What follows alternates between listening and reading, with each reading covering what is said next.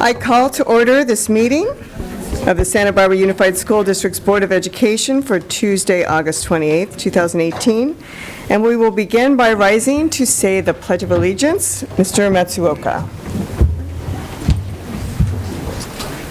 I pledge allegiance to the flag of the United States of America and to the republic for which it stands, one nation, under God, indivisible, with liberty and justice for all. Buenas tardes. Si algún miembro del público desea escuchar la interpretación en español, tenemos los aparatos disponibles por estas puertas dobles. Muchas gracias.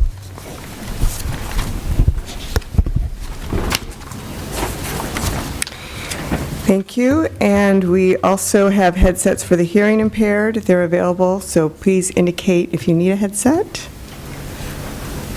All right. So I'm moving on to announcement of closed session action. So we only made a motion and vote on item number B2, conference with legal counsel, existing litigation, Government Code, paragraph 1 of subdivision D of section 54956.9, student V, Santa Barbara Unified School District, special education due process, OAH, case number 201-8050102, approval/ratification of August 9th, 2018 financial settlement agreement and general release. A motion was made by Ms. Parker to approve and to go ahead and pay $117,950 for the final settlement agreement. It was seconded by Mr. Paredes Ulloa, and it was voted unanimously 5-0.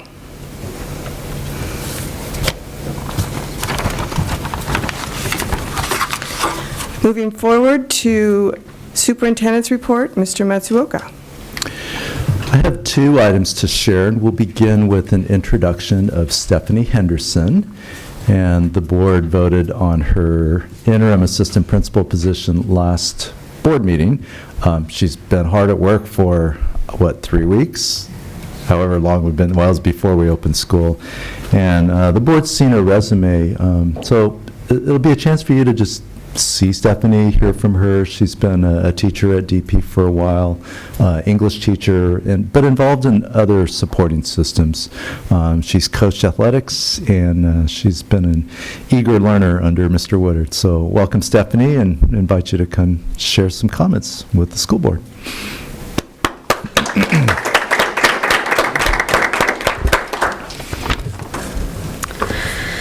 Thank you, Superintendent Matsuoka, and members of the Board of Trustees, as well as Assistant Superintendent Sean Carey and DP Principal Bill Woodard, for this wonderful opportunity to serve DP as an assistant principal.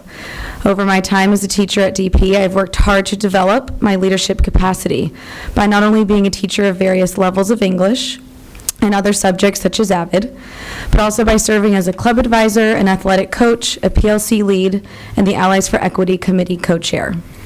I see this next opportunity as a way to contribute, to continue to grow as a leader and contribute to a school whose students I truly care about. Some goals I have during this interim position are to strengthen the relationships that I have with staff, students and parents that I already know, and to form new connections with those I am just meeting and have yet to work with. In my first 2 weeks and 2 days, I have learned a great deal, and I am eager to learn more throughout the year. Thank you very much. Thank you.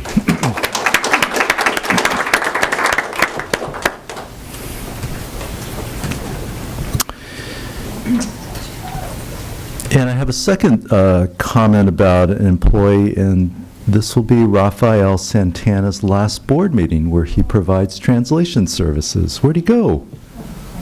It's providing translation. Okay, well, we'll need to get Rafael back in the room. And so I remember my first, couple months on the job, and I got to know Rafael.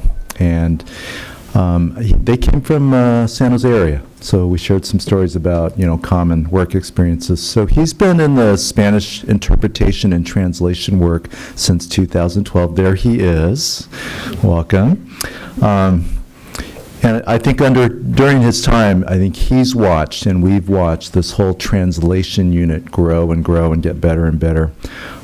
He's really one of our veterans. I like how he ad-libs a little bit during the translation.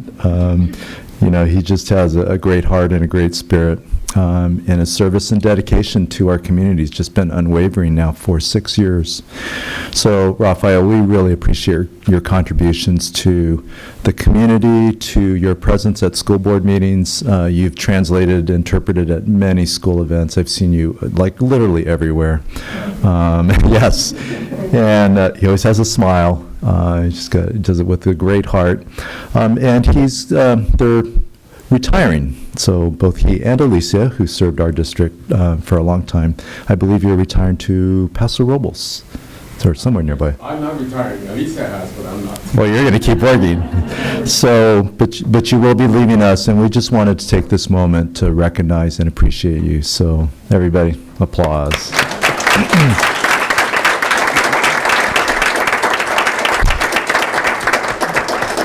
And I would like to invite the members of the DLAC committee to join me up on the steps here, because we're going to take a picture and give Raphael a certificate. So, come on up.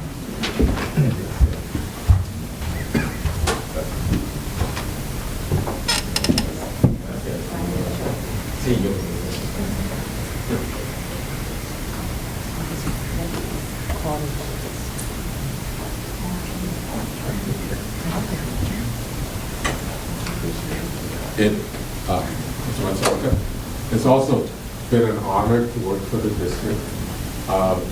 You have the greatest team of interpreters, and I thoroughly enjoyed every minute of it. I wouldn't trade it for the world. So thank you to the district, thank you to the community for giving me this opportunity.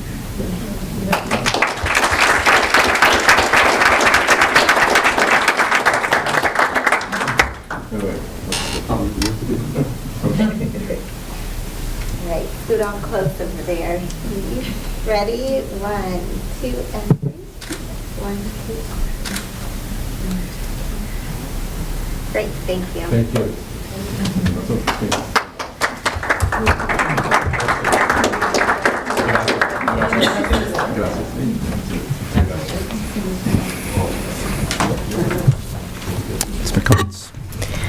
Thank you very much. And I just want to add, interpretation is so valuable, and the work that you do, or did, is such a needed process. And I just want to acknowledge that and acknowledge interpreters and the work that they do. It's difficult work, but it's so meaningful, and I would be at a loss if I didn't have your work and the work of fellow interpreters. So thank you for the work and dedication to that for us.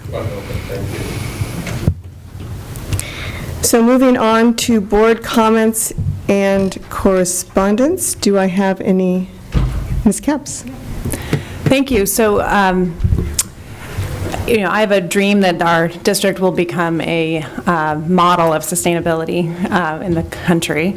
The environmental movement was founded here in Santa Barbara, and we live in a time, and my belief, that we're in a real crisis. And so I got a really thoughtful note from a parent several weeks ago who was concerned about waste in our district and just asking questions in a really thoughtful way. And she'd done a ton of research about waste reduction efforts around the state, and had even tried to get legislation and that kind of thing. And so we met with Nancy Weiss this week, and Nancy, being the kind of person she is, who wants to say yes and not say no, we're looking at ways in which we can improve an already pretty good system, in that we compost almost in every school in terms of our flatware and service and the food system. And also that in light of Santa Barbara City just passing a ban on straws, which takes an effect in January, I was pleased to learn that we are straw-free here in this district. So I think those are important things. But I'm hearing now from more parents about sort of ways in which we can reduce waste in their schools. And so I just wanted to report that back, because it was a nice correspondence to receive from a parent, and to have a staff member and a director here at the district who's already doing great work, but always also willing to make even more improvements. So thanks. Thank you. It's always nice to get positive mail. Ms. Parker, did you have something to say? No? Anyone else? All right, I will just speak to having attended Back to School Night at Monroe, and I was really pleased to see the large group of parents that attended, and I also was excited to find out I found my third participant in Coffee with the Board. I also see Valerie there, Ms. Veronica, I know it was a V, principal at Harding, who also volunteered for our first Coffee with the Board, so I'm very, very excited about that. And so our third one will be November 16th at Monroe, and it will be most likely around 8:30 or 8:45. I think your idea of the starting time waiting for a student drop-off is a great idea. So I just wanted to acknowledge that we're really excited to begin this new series, and we're hoping that it might be something. Of course, it'll be up to the next board president and the board to see if this is something that we want to continue. But we're hoping that we get a lot of participants, because the whole point is that we want to provide transparency and opportunities to engage with us, not necessarily because of a particular issue, though there might be an issue that you would like to talk about, but also just to get to know you, just to build relationships and connections with the people in our community and in our schools. So with that said, we have any public comments on non-agenda matters within the jurisdiction of the Board of Education? We do not. All Can I right. just ask for a point of order Yes. on that? I want to be sure that there are no requests to ask, to speak on any of the consent agenda items, anything that starts with a D? No, they're all for the, Okay, they're all for F. thanks. But speaking of consent agenda items, are there any items that fellow board members would like to pull? Ms. Parker? I'd like to pull D1. Okay. I'd like to pull D4. D4. Anyone else? So typically we wait till the end of the meeting, but we do ask if there are brief comments that we can discuss them now. Do you think these are brief comments? No. All right. So we will pull items 1 and 4. And do I have a motion to approve the remaining consent agenda? So moved? Second. All in favor? Aye. So we will go to at the end of the meeting, we will discuss items D1 and item D4. Moving on to action agenda items, we will begin.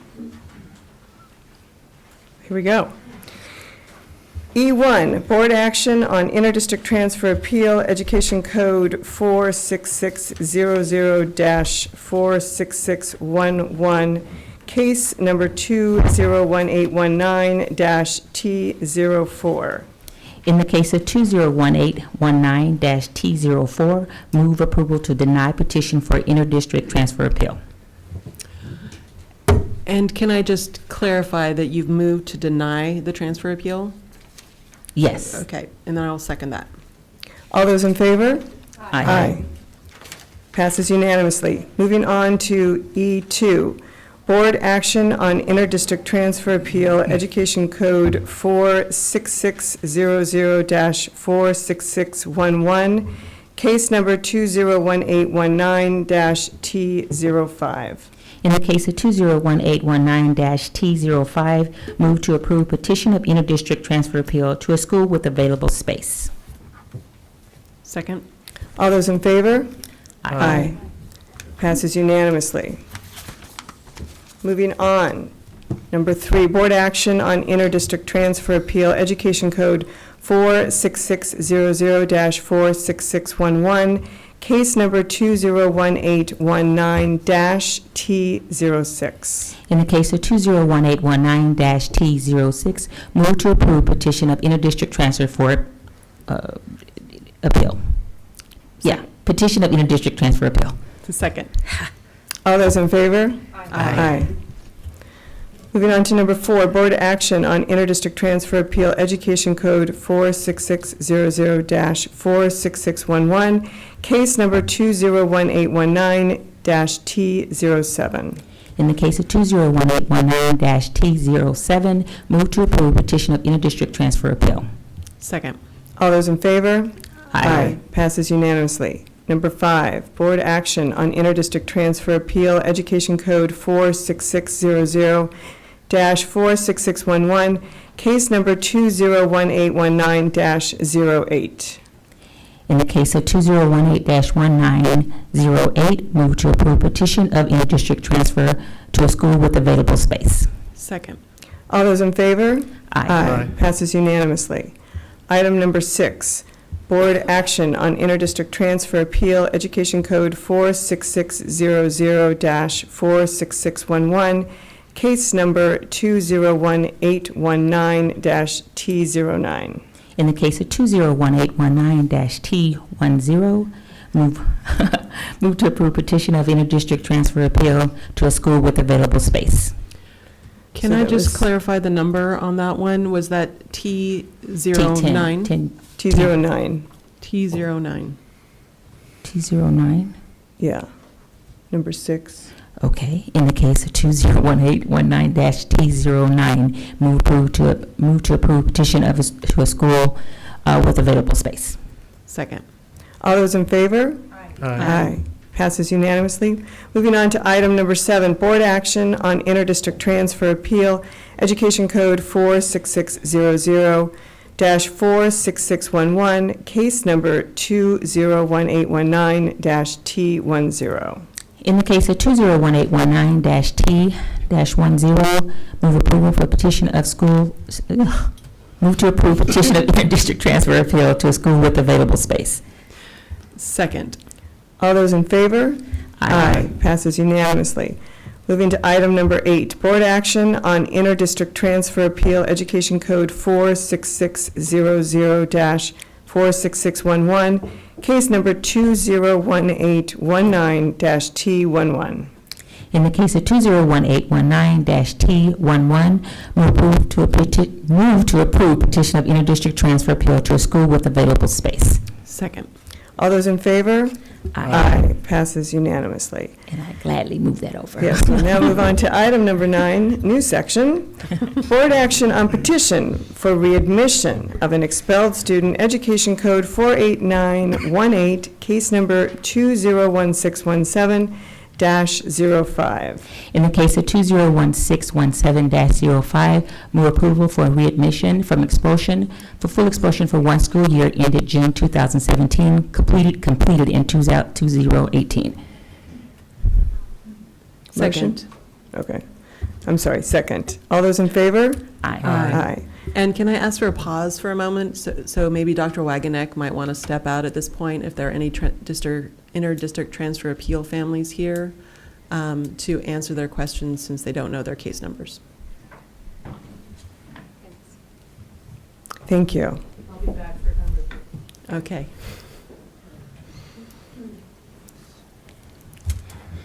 Okay, so we're on number 10. Here we go. Board action on petition for readmission of an expelled student, Education Code 48918, case number 201617-38. In the case of 201617-38, move approval for petition for reentry from expulsion for one school year ended January 2018. Second. All those in favor? Aye. Passes unanimously. Moving to item number 11, board action on petition for readmission of an expelled student, Education Code 48918, case number 201718-03. 03 or 29? And number 11. Number 11, okay. In the case of 201718-03, move approval for petition for reentry from expulsion, full expulsion for one school year ended June 2018. Second. All those in favor? Aye.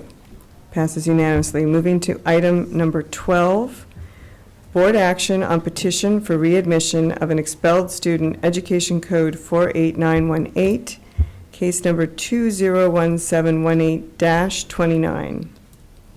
In the case of 201718-29, move approval for petition for reentry from expulsion, suspended expulsion for one semester ended June 2018.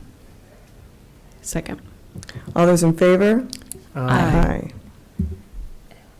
All right, so now we are moving to item 13. It is the approval of agreement between Santa Barbara Unified School District and Child Abuse Listening Mediation for 2018-19 Elementary School Mental Health Services. Dr. Wagenet is So, outside. Dr. Reed, may we just skip to 14 and 15 and come back to 13? Moving on to number 14, approval of provisional internship permits. Dr. Vecchio.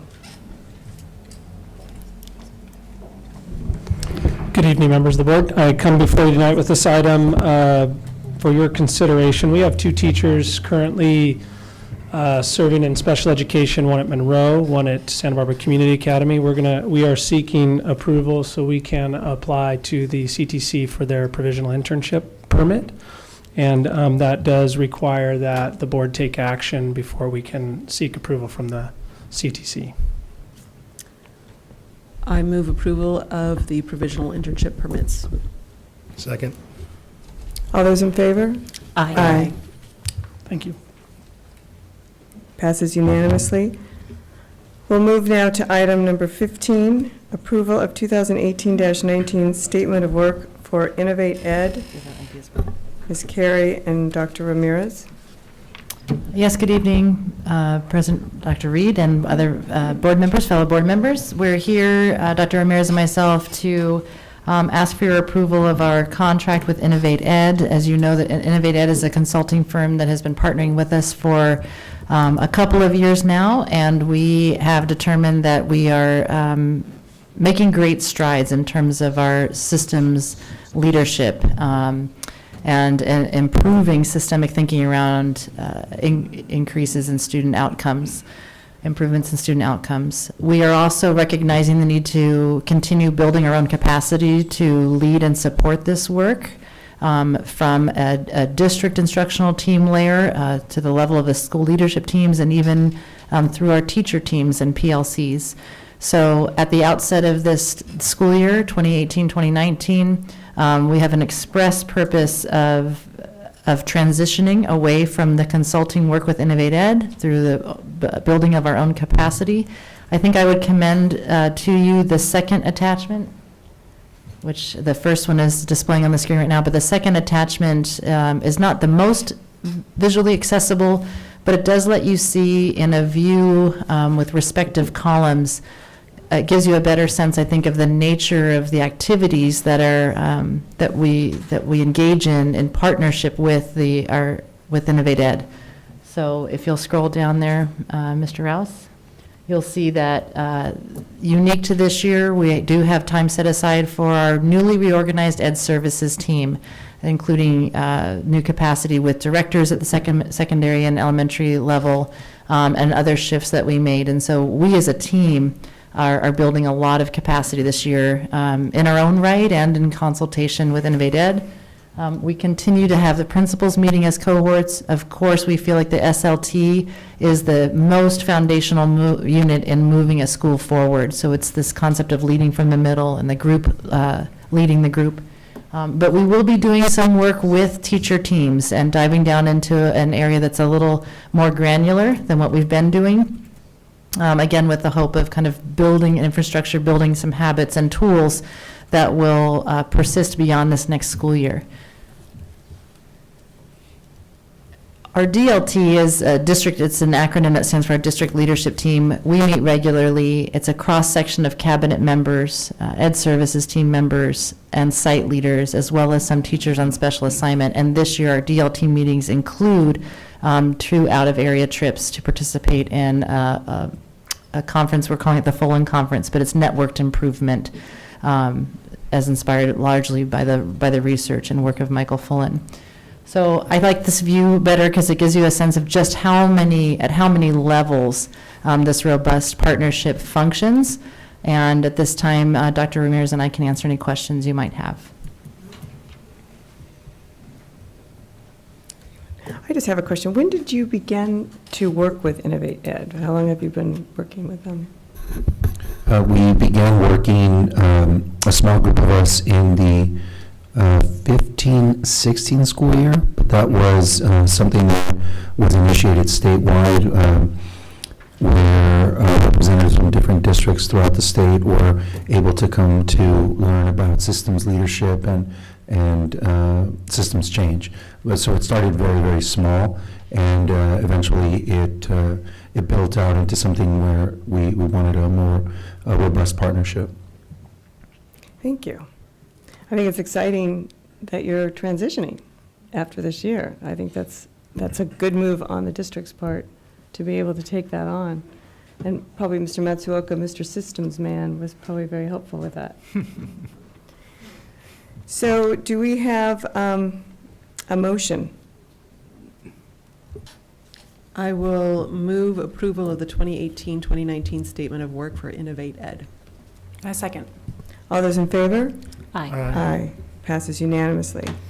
And we move back to item number 13, Dr. Wagener, now that you are back with us. So approval of agreement between Santa Barbara Unified School District and Child Abuse Listening Mediation for 2018-19 Elementary School Mental Health Services.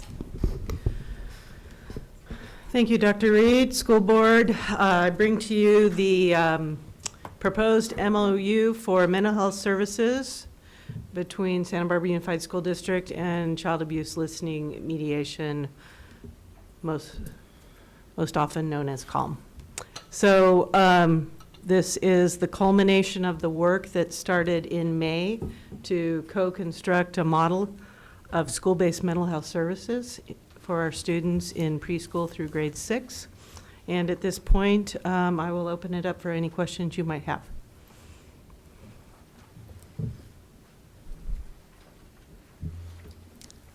Ms. Parker? I would just say this is, I mean, obviously you've been working hard on this, and so this is an exciting next step.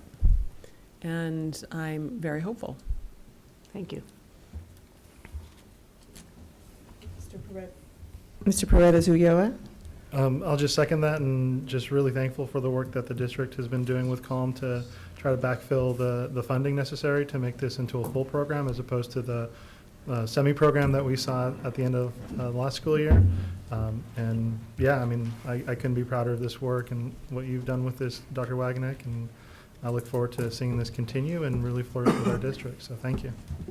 Thank you. I will take the opportunity in response to that to say that I've been, I'll get emotional and say it's been heartwarming to meet with funders around our community and just realize how committed to our children that they actually are, and that they do want to be a part of something that's done well. And I believe this is done well, so. All right, thank you for all your hard work. Do we have a motion? Yeah, that's important, right? I will move the approval of the agreement between the Santa Barbara, between the Santa Barbara Unified School District and Child Abuse Listening Mediation for 2018-19 Elementary School Mental Health Services. I second. All those in favor? Aye. Aye. Passes unanimously. Thank you. So typically at this time, we break for 5 minutes before we start our report discussion agenda. Are we in agreement to do that? Sure. All right, so we will take a 5-minute break. We will now move forward to our report and discussion agenda items. We'll do F1, Annual Academic Performance Report, CAASP, PCASP, Results for English Language Arts, Literacy, and Mathematics, 2015 through 2018. Ms. Carey, Dr. Ramirez. Good evening again, Board. This title slide is intriguing in and of itself because it does highlight for us that we do finally have 4 years worth of CASP data. So we are well beyond the time, and we are just able to say this is just baseline information, or it's too early to detect any kind of trends. And we are, solidly in an era when we can begin to look at this information as being indicative of trends. And we see some modest growth here, and also some areas for that really are for improvement, no doubt. There are, I want to commend to you and really to the public the two attachments, if anybody is able to view them and interested to do so. The narrative is a very good high-level summary of the student achievement outcomes as measured by CASP, which can be dense to sift through, so that narrative can be really helpful. And as with any presentations around data, this view of our student data presents as, on the one hand, it presents and communicates information, but at the same time, like all sets of data, it engenders a lot of questions. So any teacher in this position would find themselves asking, what do you notice and what do you wonder about this data as we go through it?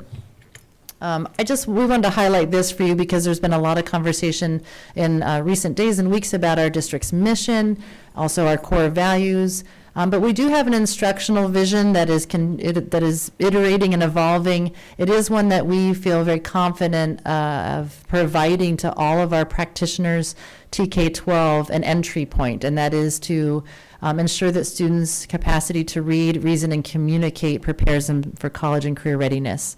So much like what we talked about earlier in the earlier agenda item in terms of what we've been doing on a systems front to lead the work toward improved student outcomes, this vision also gives shape to our mission, our core activities.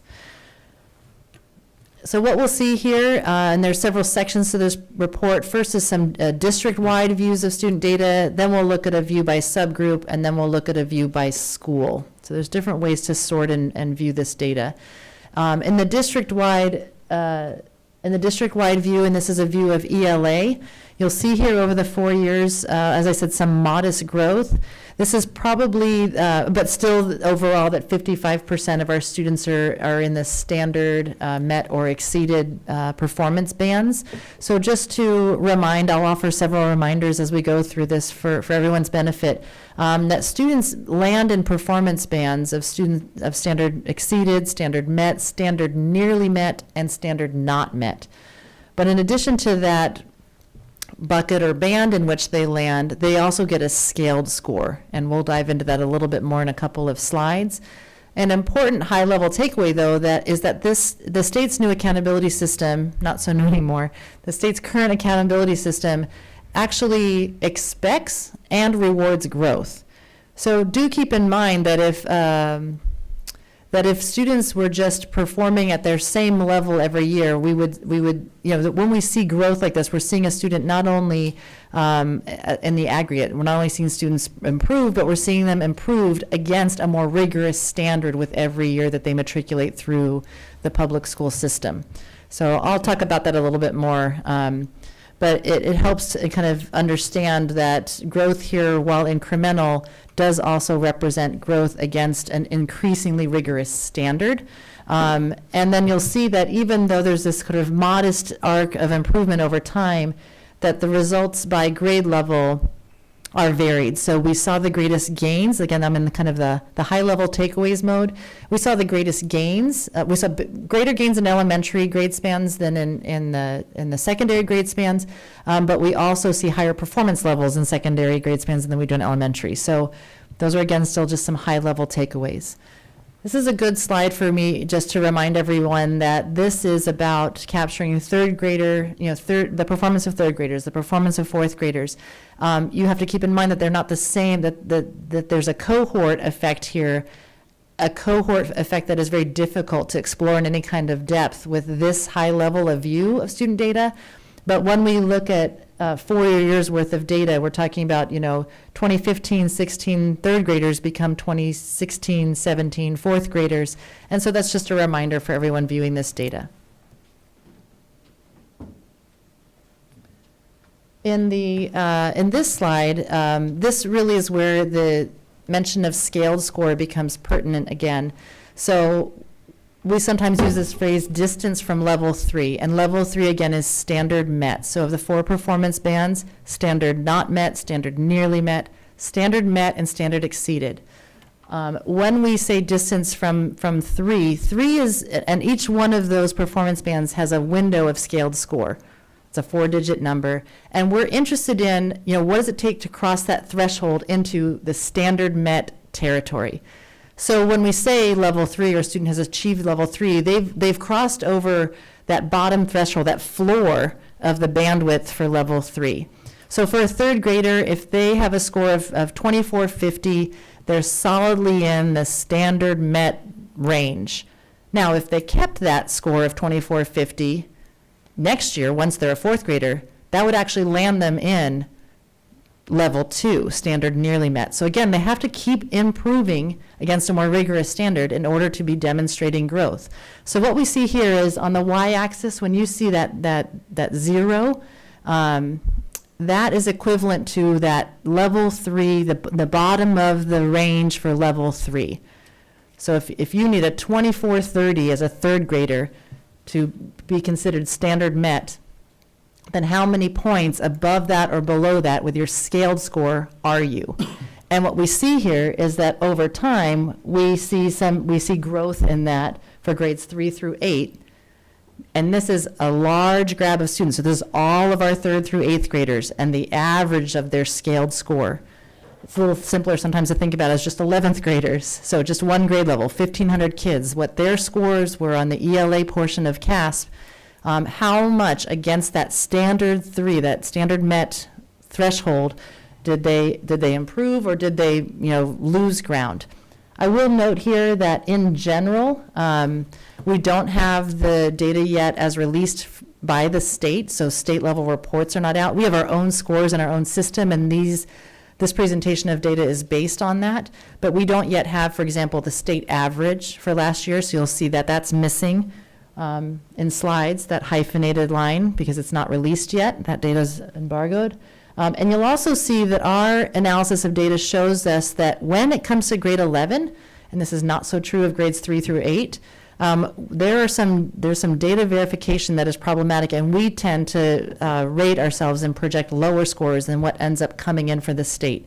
So on these distance from 3 slides, I want to caution you about this dark blue bar and know that we actually anticipate that that's what we're projecting based on the data we have, but that's likely to come in higher based on our historical analysis of the last 3 years. So we've been looking at ELA. This is the district-wide view of math performance. It follows the same trend as the ELA performance with modest increments, but still fewer than half of our students are able to demonstrate that they can meet or exceed standards in mathematics. So while there's growth, there's even more room for improvement. Similar trends here with the 4-year breakdown by grade level. And the orange parenthetical notation shows the percentage of growth over time.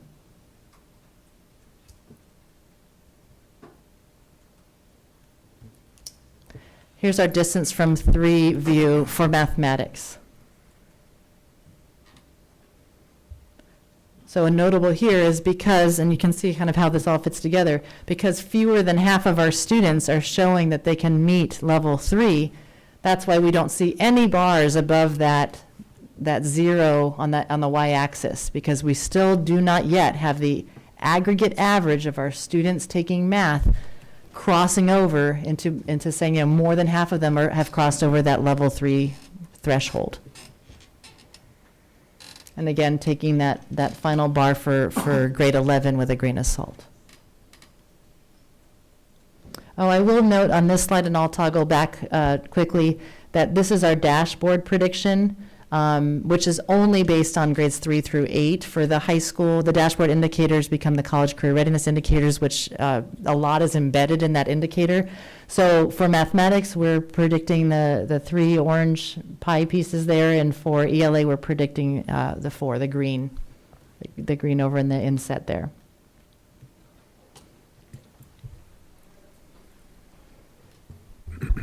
Good evening, Board.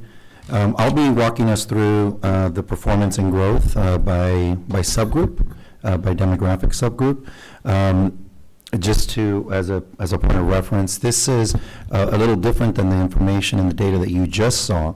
This is actually aggregated 3 through 8 and 11, so you won't see it called out by grade level, but rather by demographic group. And you have here side by side both CASP ELA and CASP Math. Here again, we see some incremental growth, particularly over the trajectory in time that we've had CASP scores available. Admittedly, these are different cohorts each year. Kids would conceivably move in and out of these cohorts depending on their grade level.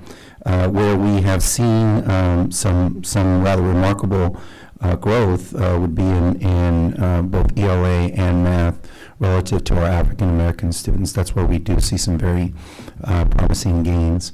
But in most instances, again, the growth is very incremental, which again is a trajectory that we've seen in the aggregate.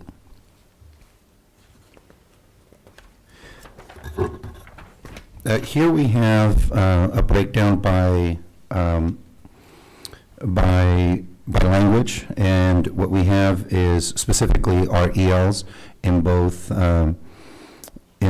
Math and in ELA.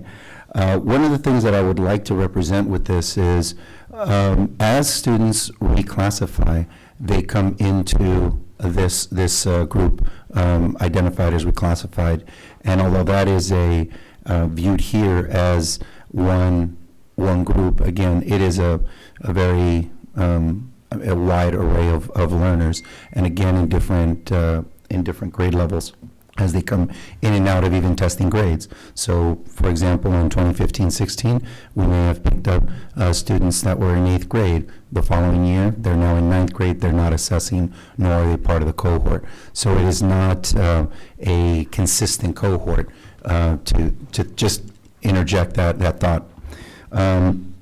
And this is the piece that we want to, among others, really focus and pay attention to, is how are our students being supported throughout their entire trajectory as they come across different continua of language development, from students that have not reclassified perhaps yet and are still identified as English learners to post-reclassification. The state is asking us to maintain monitoring beyond reclassification. So that is something that we're working to onboard and better support, precisely for this kind of phenomenon where students may stagnate. Certainly that is not the trend by and large.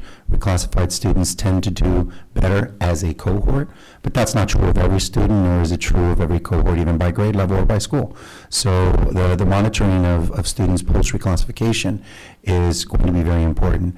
Now, an important thing to just note, their performance does not mean that they then revert back to English learner status. Sometimes we get ourselves a little bit confused on that note, but it is worth mentioning that the monitoring component of this, for very obvious reasons, is something that we need to pay close attention to, because those language supports post-reclassification are important, although they may look different in the classroom.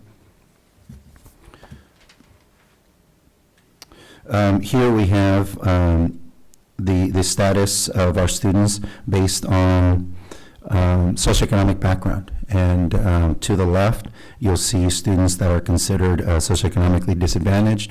We also would include them in low income is another way in which we refer to our group of students here, and those that are not. Typically marked by, I guess the simplest way to maybe view it is those that may participate in or be eligible for free and reduced lunch, and those that do not. And here we have probably one of the most sizable gaps in achievement, particularly in the realm of math. Although our math achievement isn't where we would like it to be, you see a very significant gap in achievement. And again, the incremental growth that we view our entire that we view our aggregate scores through. Finally, we get to disability status, and to the left you see students with an identified disability. These would be students that have an individualized education plan, and have, in some instances, perhaps a customized and tailored educational experience in our schools. And that is something that we have identified. It's been identified for us through the California Dashboard and through technical assistance with the county office of the Santa Barbara County Education Office, where we have been working with them to articulate our plan and how to support our students with disabilities, who, again, admittedly have some of the most, where we have the most disproportionality in achievement. And again, this is specifically by disability status. So if you refer back to the other slides, there may be students that are in each one of those, and just in different places. But this is just a way to represent different views around our student populations. So next, we're going to launch into performance and growth by school. I think sometimes this is perhaps a different way of representing some of the work that we're undertaking and where we are relative to that. So we'll start with the elementary schools. This is in the realm of ELA literacy. And the blue bar, the darkest blue shade, is one that's called out for this year. This is where we are showing some promise at many of our schools. And I think it's important to recognize that we are seeing pockets of success that we are aiming to replicate. I would call the board's attention specifically to the achievement at Franklin as one of those remarkable points of just acknowledgement for their efforts. I would also like to say that sometimes the challenge with data like this is that we in some ways experience a bit of an echo effect. And what I mean by that is that the cultural conditions, the work of coming together, making sense of everything from shifts in learning to ways of collaborating and engaging as a school community, far precede any viable results. And understandably so, the tending to culture, expectations, and just sense-making needs to come first. So I would like to represent that this is a journey where some schools are further ahead, but where we are actively learning from one another. The work at Adams over the last few years, in spite of a small decrease this year, has been also equally remarkable, particularly with our efforts around balanced literacy, around appropriate technology integration, and just a number of other matters that are very relevant and form the mosaic for the right culture to really elicit success. SBCA showed some sizable gains this year in the realm of literacy, Harding. So we're very, very excited to see some of this promising growth. But from my vantage point, I also look to McKinley, Cleveland, Monroe as schools where we really are targeting a lot of good efforts, and you'll hear about some of those later on in this meeting with some agenda items that I think are pertinent to this discussion as well.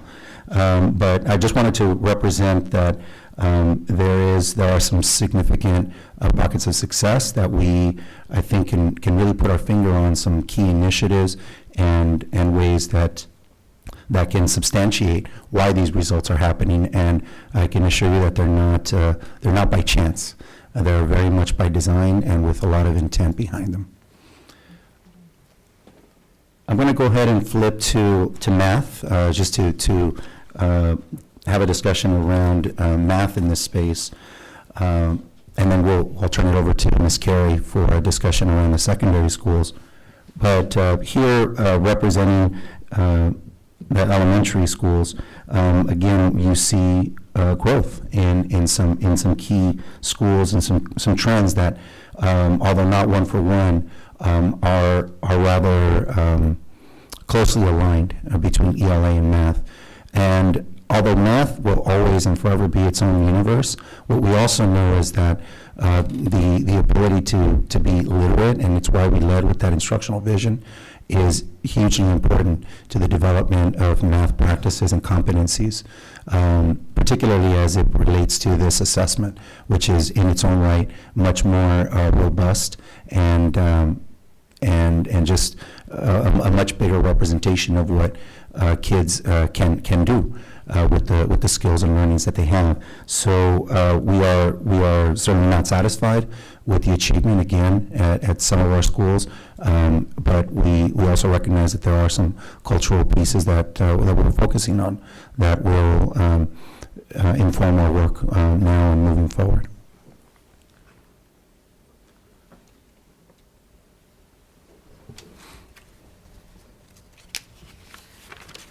So a global statement about student performance in the secondary space is that it has been largely flat over the 4 years. In some ways, for these slides, the orange numbers are a little bit misleading because they call out just the change from last year to this year, but I would invite you to look at the 4 years as a trend, sort of visually look at those 4 bars.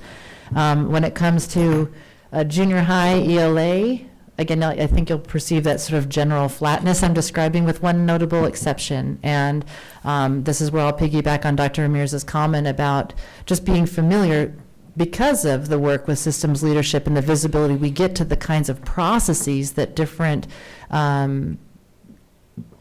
schools in their broader leadership context, but also specific teams within schools. I'm familiar with what's been happening in ELA at Goleta Valley, and it's not by accident. I would agree with Dr. Ramirez that in that case, it's very clear to me that those efforts have paid off. They've been very, very intentional efforts there, and that's where it's both, on the one hand, you immediately go to, well, then look, we should just everybody should just be doing what they're doing, and it's not, it's a little bit that simple, and that we should be definitely asking about what it is they're doing and learning about what it is they're doing, but then we also need to find in each school's context, how do we translate, the processes that they utilized, that team of teachers utilized to get the tractionable results. How do we apply that then to our own context, our own sets of students' needs, and our own setting?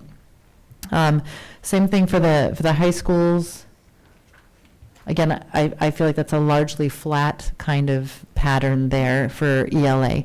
I mean, it is just north of flat. That's why we see in the aggregate the growth that we see. So we're not generally losing ground in the ELA space or in the math space, but it would be a stretch to call it something other than I would say unacceptably flat with those pockets of strength. I mean, sometimes too, I would add, I'm just thinking about this junior high slide, there are things that this view of data does obscure. For example, we know at the level of a school site that there are oftentimes great gains for a particular subgroup of students. And sometimes that might be in concert with a school's identified structural and focus area, identified structural instructional focus area, but it gets masked a little bit by the overall student performance data. I'm thinking specifically of one of our junior highs where we had great increases for special education students and students who are EL, and yet because all student scores decreased, it's sort of, those victories are a little bit obscured in this view. So do remember that there's more going on in all the stories for each one of these schools than what you see here. For math in the junior high context, sorry, I'm bopping all around. With junior high, some upward trends here, not necessarily from last year to this year, a little less flat, but remember math is the place where we had also more room to show improvement, so a greater challenge in terms of the overall number of students not showing that they could meet standards. So we need to see aggressive and accelerated improvements in student outcomes in math TK-12 in both grade spans. And here's the view of the high school view of math performance.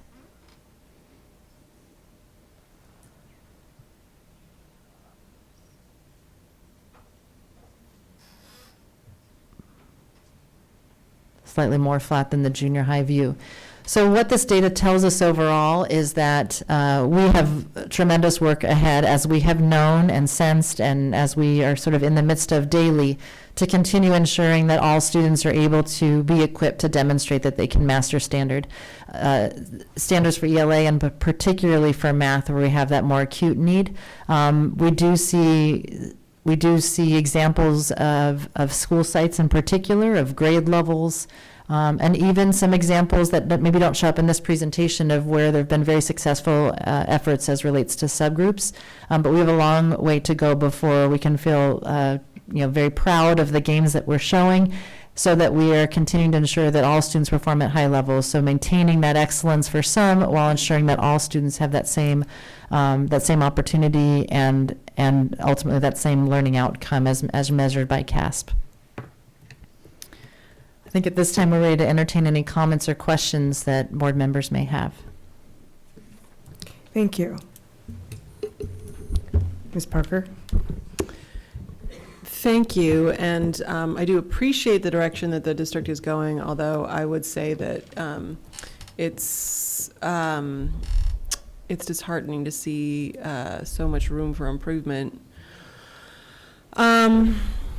I find that a couple of things. One, it's worrisome in the elementary space to see that big gap between sets of our schools.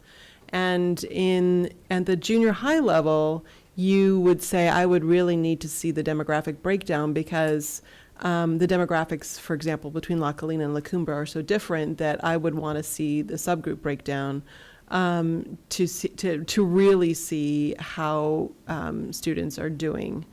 But at the elementary level, there are the two outliers, but the rest are really not outliers. And so they're quite similar in some ways.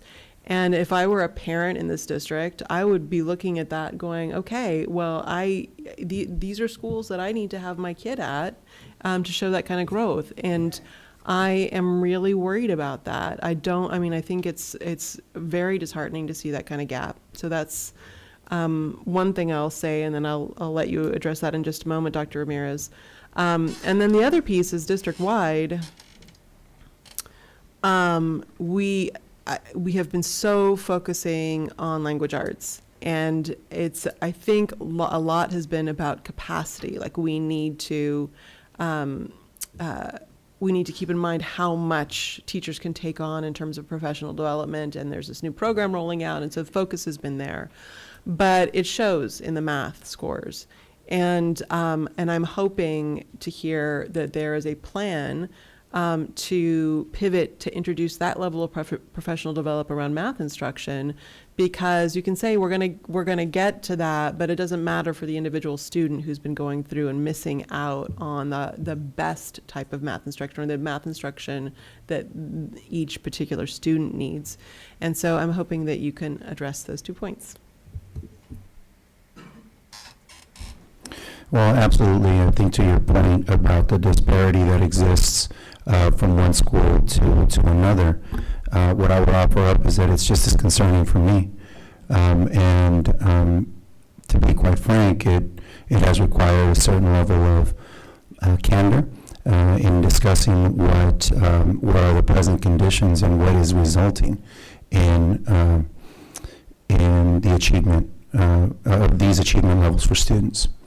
What I would also point out is that demographically, let's just talk about that for a moment. We do have schools that in large part do not resemble one another, that are outliers, one to the next. But my focus is largely on schools that don't, schools that have demographically very similar groups of students and whose profile of student is very closely aligned and mirrored. One could argue that many of the conditions have been relatively consistent, and why there would be a 30% gap in some instances is very multifaceted. It's not an easy question, but it's one that we've been facing very, very much head on. What I can also represent for you is that the teachers at those schools are well aware, the staff, the parents, this has been communicated to them, And how we've been working through that is to ensure that our practices are getting better, that we are seeking the consult and the expertise of those teachers and the practices that are yielding these results. To the point of what I just mentioned earlier about there being kind of an echo effect. If you look at where Franklin was maybe 3 to 4 years ago, they would readily admit, and they would readily admit now, that they're not where they want to be. But that growth has happened as a result of their maintaining focus.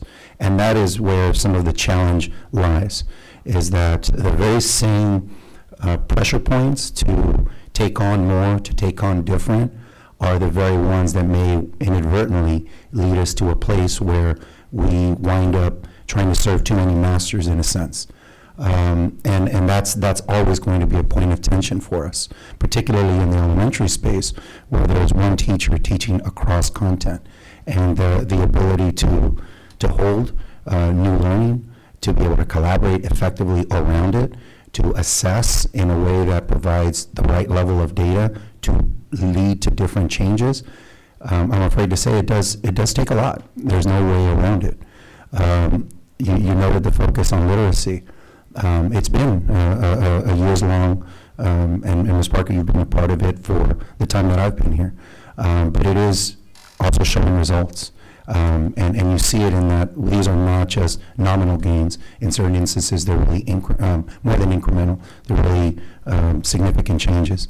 The pivot to math has begun. In 6th grade, we're looking to push that into 5th grade and come up from kinder. So it's just been a challenge to be able to get into that space as fully and as robustly as we need to. But we also recognize that there is but so much time, effort, and initiatives that any one person can reasonably hold. So that is constantly the point of tension, and I can represent this. Our teachers have been incredible in coming to opportunities in June, in July, in August, outside of their calendar, outside of their work obligations, and have made the commitment to be there because they want to show gain. So it's not for lack of effort, and certainly not for lack of trying, but we have admittedly had very candid conversations at all levels about achievement. Shareed, if I could just follow up quickly on that.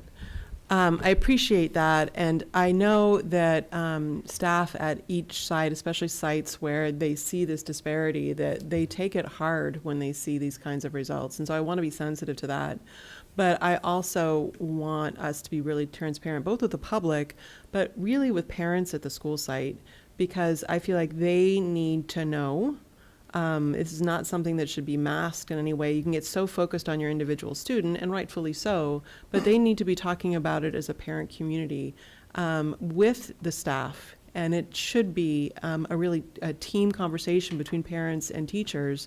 Look, my Johnny didn't make this level, and I didn't realize that all these other students didn't make this level, and they're making it at other schools in our district. So what's going on here, and how can we be part of this? But I really feel like with our PTAs and ELACs that this needs to be addressed directly. If I can just make one comment about that, absolutely, we're of like mind with that. We have not hid from the data. In fact, we need to really own it. It's what I've seen at every level, from the leadership principal level to the staff level. And to your point, no one's satisfied with that. To a person, they aren't. And these conversations are ones that we continue to continue to have, but looking for solutions and looking for commitments. The other thing that I will say in the parent space is that we've prepared reports, documents, and presentations similar to this for those audiences, precisely because we want to be very transparent, and we want to be able to articulate our story, our efforts, because those are important as well.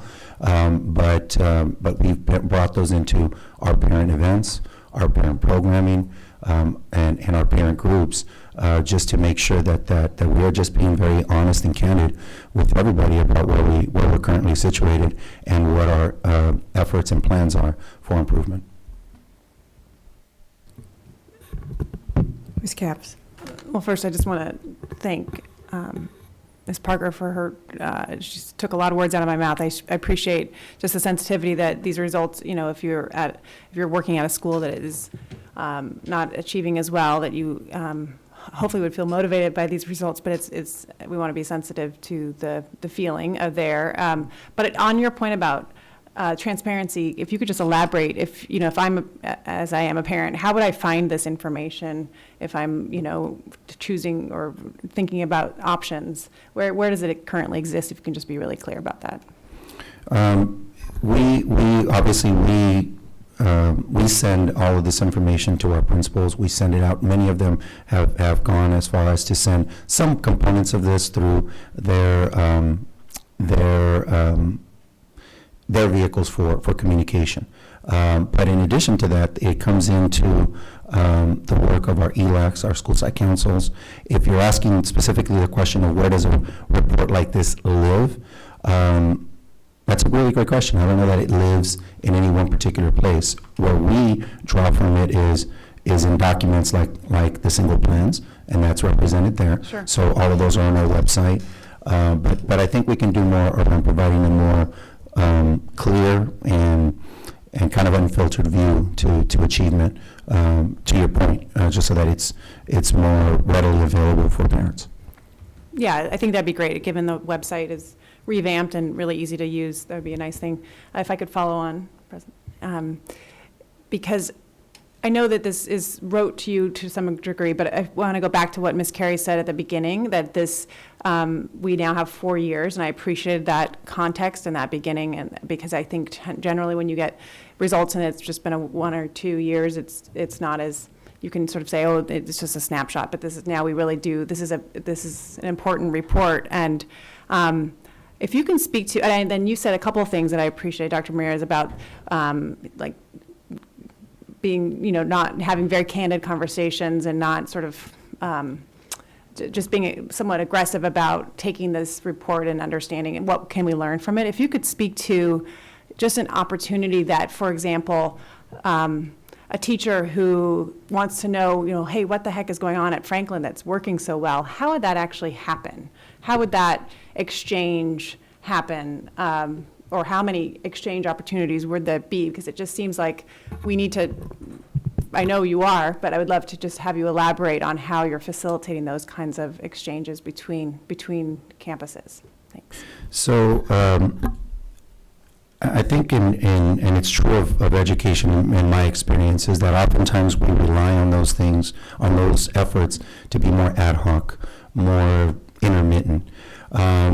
Some of our professional learning, specifically around balanced literacy, around our school leadership teams, have been about intentional coupling of schools, intentional focus on visiting one another's sites. So, for example, Washington and Franklin are going to be partnered in several initiatives this year. Roosevelt and Adams are going to be partnered. And the reason for that is, we've been at this for about a good 6 months in talking about what partnerships might work, for what purposes. And one of the things that we know is that we want to encourage and foster district-wide collaboration, but really intentional district-wide collaboration. And I'll also say that for years now, we've had collaborative opportunities around professional learning embedded into our school year by way of our Wednesdays, which have been, I think, better and better each year, although we've still got a ways to go there, but also through professional learning opportunities.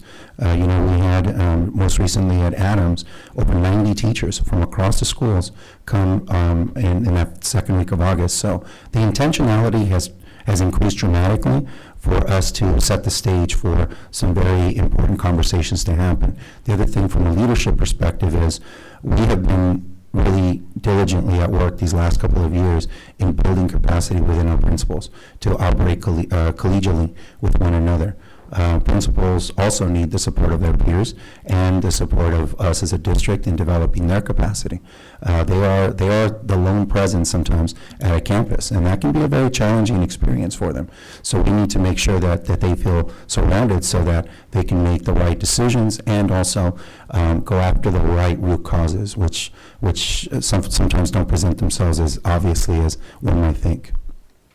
Can you My last question, just if you could clarify, what does that mean that Franklin and Washington are partnering? So they're partnering around some very specific professional learning experiences where they to give you one concrete example, we've, for the last 2 years, and you saw a partnership with Literacy Partners around balanced literacy.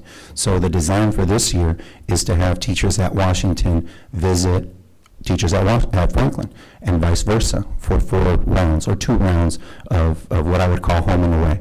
And so those are opportunities to get into one another's spaces, see what's happening in the classroom with their kids, and the same kind of opportunities will exist for McKinley, for Harding, for SPCA, for all of our elementary schools. And that's just one example of us trying to move into more intentional ways of making sure that we're not just hearing about practices, but rather seeing them play out, you know, in the place where they occur with kids. Thank you. Well, I hope that this spurs even more of these kind of ideas, and I'm sure that you'll be hearing them from teachers and staff. Thank you. Ms. Parker? Just in hearing about the partnering, I think one of the questions I would have is you've talked about partnering essentially the 4 highest performing elementaries with each other. And the question mark for me is, why would you not partner the highest performing ones with some of the lower performing ones to try to seed best practices that way? Well, some of those opportunities are also opportunities to be very targeted. Not everybody is in the same place in the work. For example, Adams has been at the work of balanced literacy from the time that Dr. Alzina was a principal, and she got that work started.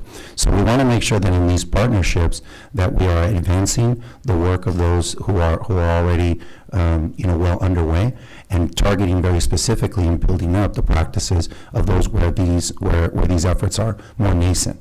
But we are going to be working. One other thing that I would like to represent is we have literacy coaches, for example, which is a different offering of support, where we are that group is working as a collective to make sure that they are bringing those practices along as well. So I just represented a couple of different examples, but in another in that work of school leadership teams, Roosevelt is partnered with Harding and with Monroe, for example. So it's not just, that's just one representation of that, but we are always looking for more intentional ways of bringing those practices to light.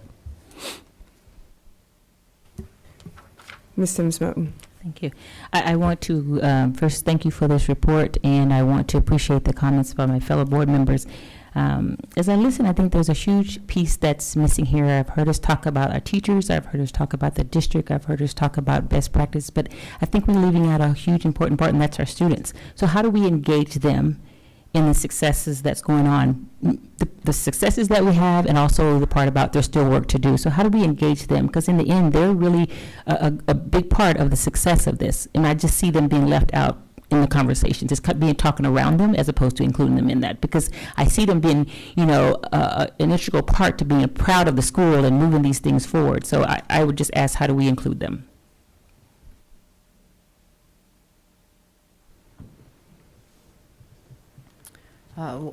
One thing I'd like to say at the outset, getting around to answering what you just posed, Ms. Moton, is that in addition to how a parent would come to understand sort of how schools compare one to the other, when we send CASP letters home, that is very much about the individual student, where they landed in terms of the performance band, what their scaled score is, and moreover, sort of how to interpret what that means, and in an operationalized way, and also what you can do about that if you want to get better. So that's one way that is addressed to the parent, but still very much about the level of the individual student, and an invitation to about what can happen next.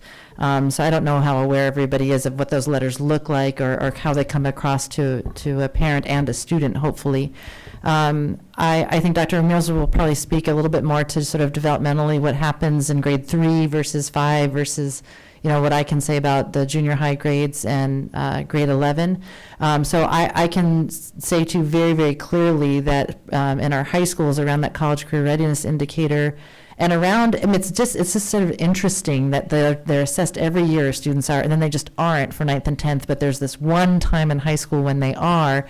And even though it doesn't show up on the dashboard in the same way, it's got this college career readiness kind of weight to it that is a sort of kind of ultimate feeling weight.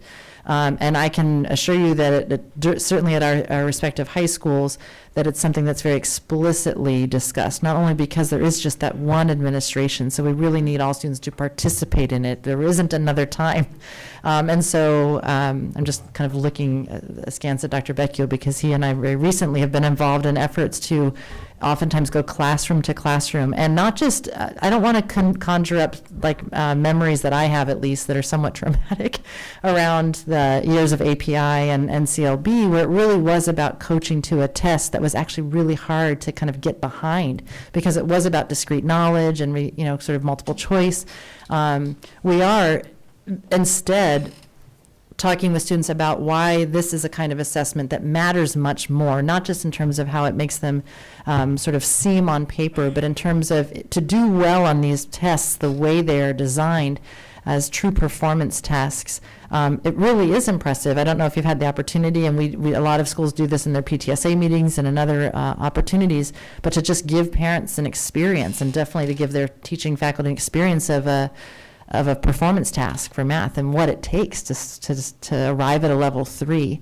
In that way, I think we support our students, because we all talk about all these scores and, as you say, kind of talk around them. But experiencing what is being asked of them on these instruments goes a long way to supporting them. And then directly talking to the students about how this isn't just a test to pass. This is a true indicator of how much critical thinking you can demonstrate, how effectively you can communicate. Again, Dr. Ramirez would have to speak more to this, at how it manifests at the elementary level. So that's something that is extremely robustly engaged in the secondary schools, and particularly at high school, with even, classroom to classroom visits of all 11th graders. What is building out more in 7th, 8th, 9th, and 10th is our conversation around the interim assessment blocks. So chances beyond just what we call our lag data, this kind of summative test data, as valuable as this is, and something as dipsticky as our Lexile assessments, something in between those two kinds of measures that is predictive of and a kind of formative, true benchmark of how students are progressing. So we are looking this year to really come to some agreements on what they call the IABs, the interim assessment blocks, how to be thoughtful and strategic about putting those in at 7th through 10th grade, so that students and their teachers, in concert with the Lexile data, really get to see what progress is an individual student making. This report by necessity is very much about the high-level view of cohorts, but in day-to-day practice, the level of PLC, or individual teacher with student, particularly in concert with Lexile and IAB data, it's all about how a student is showing progress toward that standard that we aspire them to reach. The last note I'll say about that is we're in the process now of developing a way of kind of giving students a kind of checkpoint on their college and career readiness. So at halfway through your 9th grade year, how close are you achieving college career readiness? Some students will reach that in their 9th grade year, even at the outset of it. Others will struggle to meet that by the end of the 12th grade year, but to personalize their journey in that way, and to give them, to equip them with that kind of, just with that data about their own performance. So those are different ways that we've engaged students.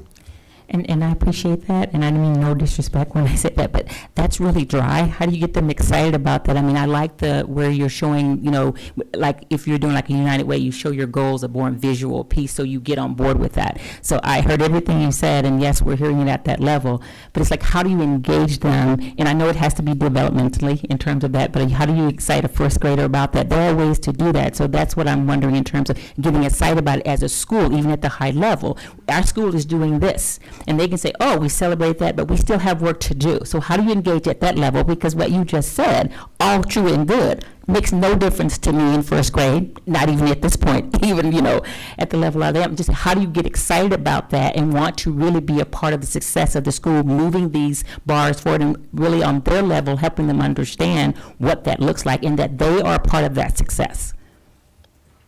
I don't know if you want me to respond for secondary, and then I'll turn it over to you, but That reminds me of what we did in the NCLB years, where we'd have a big cake in the courtyard if we got that API of 820. Or so I would say, if anything, there's a little bit of an intentional gun shyness on the part of site principals to do some of those things you're suggesting, because they do call out this, we only care about what your test score is, not how your growth is as an individual. We'd rather coach that up in teacher-to-student interaction or counselor-to-student interaction, as the case may be. It's helpful in the 11th grade that built into it is the EAP, is a way for a student to validate to the CSU and UC system that they've achieved college. I mean, so there's an inherent incentive there that doesn't take too much revving a student up about. That would be a comment I would have about secondary, but I'll let Dr. Ramirez respond to about elementary. But can I just respond to that? Not that I would suggest that we would celebrate the scores, but celebrate it all around, because the work that you've done included all the cultural proficiency work we've had to do, the literacy you had to do. So I would say celebrate the whole and not just focus on the scores. I think to your to your question and to comments, you're absolutely right. There has to be a developmental appropriateness to it, and the way to engage a 6-year-old in learning in some ways is very easy, but in other ways, this is an abstraction. It's not something that enters into their universe.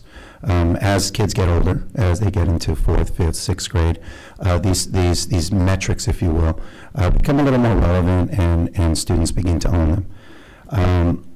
What I would say is that we, at least I'll say me, I have not led with test scores, and that may seem shocking to you, but the reason I say that is because we are coming from an era that was very punitive and very narrow in assessing learning.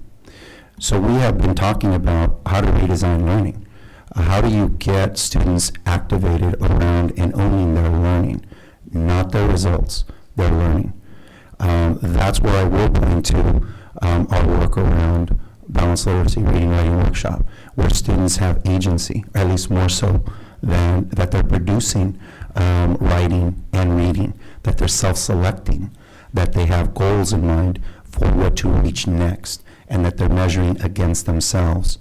And then we get into other cultural practices that are also very site-based. Ms. Pinkley is here, and they have been on a literacy campaign for several years now. And it's been about reading. It's been about enjoyment and the pleasure of reading. And you're starting to see that data move, because there is a collective buy-in around everybody understanding their role relative to students. But it's really, as cliche as it may sound, it's putting the student at the center, because it's the student that ultimately has to do something with that learning and display learning. So it's been a shift, I think, from content to learner, from adult to the onus of agency resting with the child, that the schools that are further along, in my opinion, are the ones that you see there. If you go in, to be very concrete, if you go into Adams' first grade classroom during their reading block, you're going to see kids on the floor. You're going to see kids on beanbags in the little nook, the reading nook. To a traditional view, that seems like, I don't know what it seems like. But once you peel back the curtain and understand that there's a great deal of intentionality, and that you're seeing just a snippet, and that kids are engaged reading texts that are calling and inviting to them, that's where I think this really ties in for them. And you're seeing it culturally across schools. Across that school, just to represent one. But that work is emerging at all of our schools. So that's how I would begin to answer that question around student voice and choice in this process. Well, I appreciate that, and I just appreciate this conversation, because that's the piece that's not always first and foremost. It leads with some of the numbers, and you just kind of lose it. So that's what I'm saying in terms of that. I certainly know that work is going on, and didn't mean to imply that it wasn't, but it's not always up front to be clear about what it is that goes into that. So thank you. Mr. Paredes,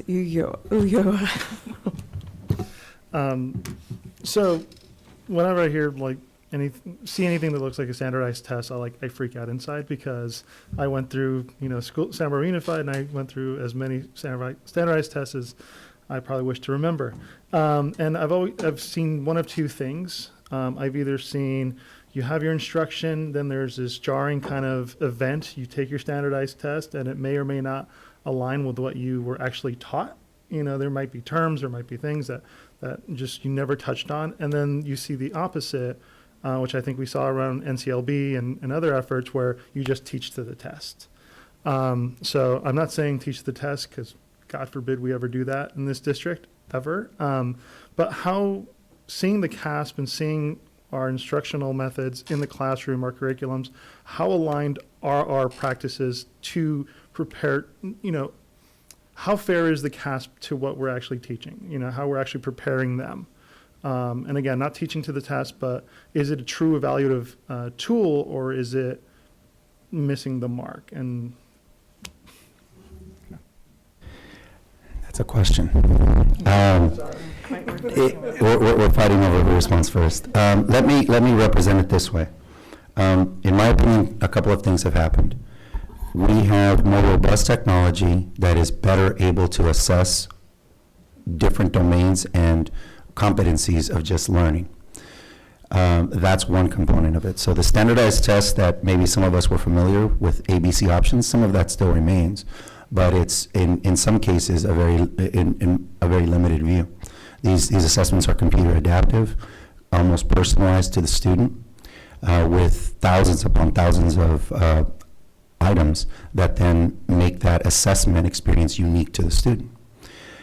So what does that mean for our instruction? Well, one of the shifts that our school leadership teams, our staff is contending with is, how do you test not for rote memorization, not for factual knowledge, not for something that can be regurgitated, but rather for taking tools, learning, and making new learning from it, how to build on learning.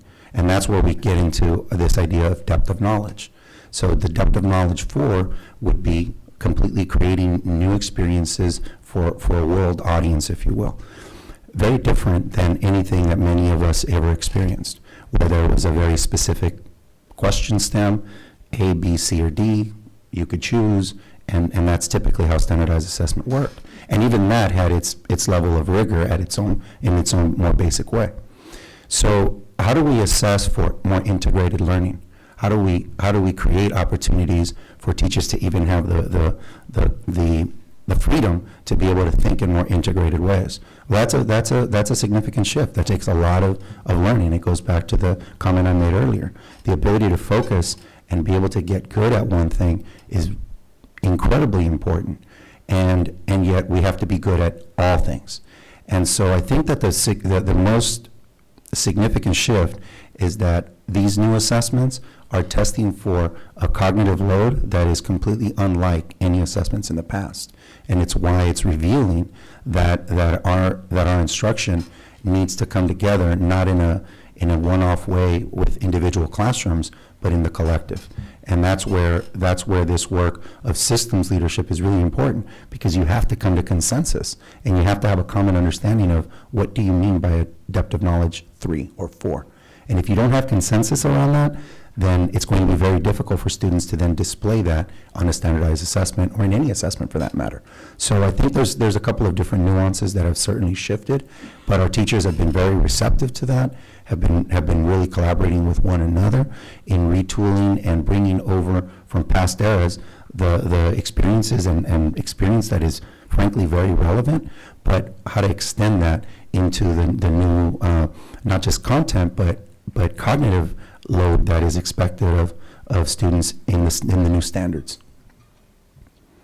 I would just succinctly agree and say that if the question is how valid is this assessment tool, I would say it's 100% faithful to the Common Core standards and the literacy standards. So to any glimpse or any read of the standards will point exactly to the assessment tools that are as sophisticated as what Dr. Ramirez described. Where we see schools that are, I would venture to say, and I'm speaking from my secondary perspective right now, where we see schools who are outperforming other schools when controlling for demographics, it's because the classroom instruction better aligns to the Common Core standards and the way they're assessed than at other schools.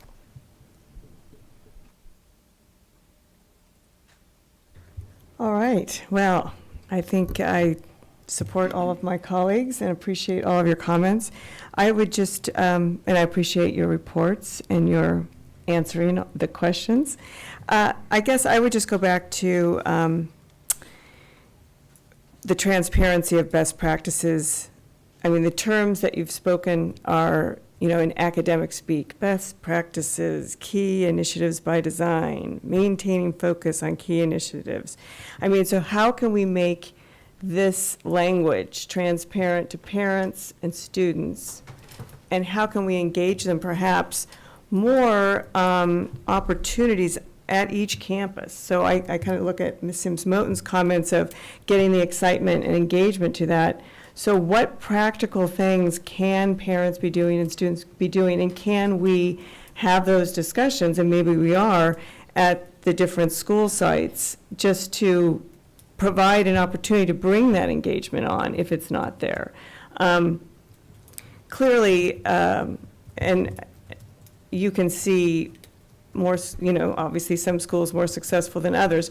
I would say, though, I would like to acknowledge all of the hard work that the teachers are doing, because they are taking on these, the new math standards, the math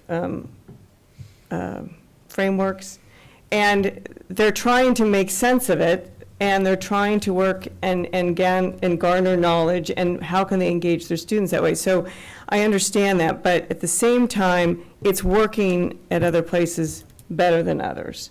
And I think the idea of that cross-pollinating, I guess, how often are these collaborations happening? And how deliberate and when are they happening? And what is happening at those moments of time? And what are and I think also it's the whole child, it's not just the test scores, I totally agree. So what, though, is working in some of these schools that is not working in others? And how can we bring the positive things that each of the teachers are bringing forward, but also have them feel that they're engaged in something of wanting to make a difference in their own schools?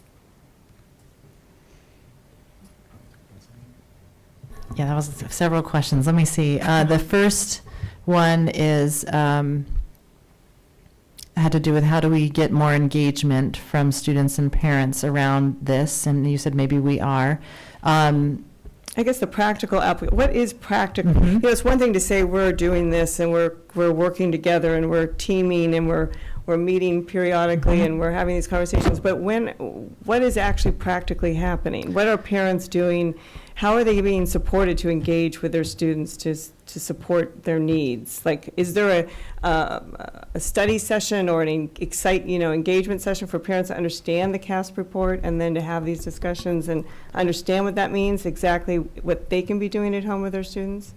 Yeah, I would say several things in response. And part of what you said was it's all very academic, and it certainly is. And I want to venture to say on Dr. Ramirez's behalf and myself that we appreciate the time we're devoting to this topic tonight, because at the end of the day, we are a learning organization, and the results around our learning outcomes for students is our paramount purpose.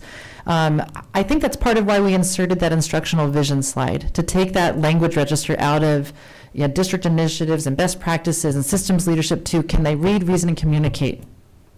Can they do it in 3rd grade? Can they do it in 6th grade? And can they do it in a way that demonstrates college and career readiness, whether that's in 9th grade or 12th, but by the time they leave our care, can they do that?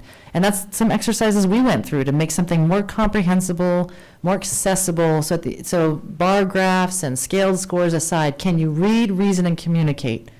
And by the time you're in high school, do it so you have options, when you graduate. And that's what I was wanting to speak to more eloquently earlier, but didn't succeed as much with, is that instead of all these statistics, not that we don't have the responsibility to track that data and track those statistics, but those personalized conversations, that's not something that was endeavored upon before, and it is happening now, except for to coach a kid's performance up to these cutoff scores and things like that. you asked specifically, how can parents help? I mean, that tool that comes out, I know it's a letter and it probably is very, very dense, but it does point to several resources. It points to some video tutorials. It points to some things that are accessible for all. But I'm also hearing you say, what's something more local? What's something more personal and accessible to parents?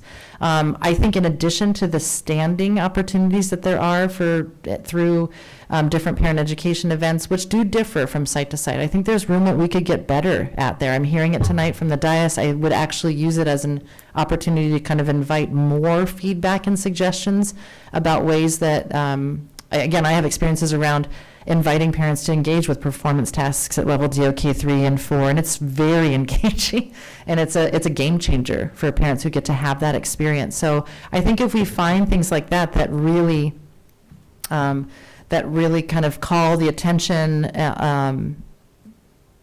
they're just very efficient and very compelling ways of getting everybody through what has been, it's not an understatement to say, or an overstatement to say, it's probably the greatest paradigm shift in education and what we're going to see in our lifetimes, which is this move away from discrete knowledge and memorization to being able to be a critical thinker in an adaptive way. I mean, back to what we're floating as our mission statement. So I think as much as we can give students and parents practice with those kinds of tasks, which we know and which once they have the practice, they are very easily and quickly able to see very much resonate with real-world tasks, whether we're talking about industrial trades or we're talking about white-collar professional jobs. I mean, these are very real-world problem-solving, reasoning, and communication challenges.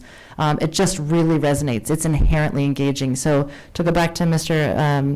Paredes Ulloa's question, you know, we don't like to say that we like to teach to a test, but if there was ever a test worth teaching to, it's this one. So I don't think we actually have to be that apologetic about, I wouldn't be apologetic about saying we're teaching to this test, because this test is, it validates my college readiness. It even lets me test out of certain remediation classes at CC, you know, or what have you, into entry-level courses, and it's inherently evident that it's connected to the real world.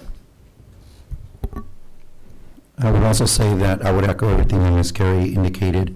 I would also represent that I'm doing a poor job of representing just how entrenched our principals, teachers are in communicating with parents at every turn, from the most informal opportunities to those like parent conferences, which are very standing times where there are entire days dedicated to that work, to being able to give information about where their child is relative to learning, so that they can move forward and have a more active role in their child's academic endeavors. The other thing that I would say is that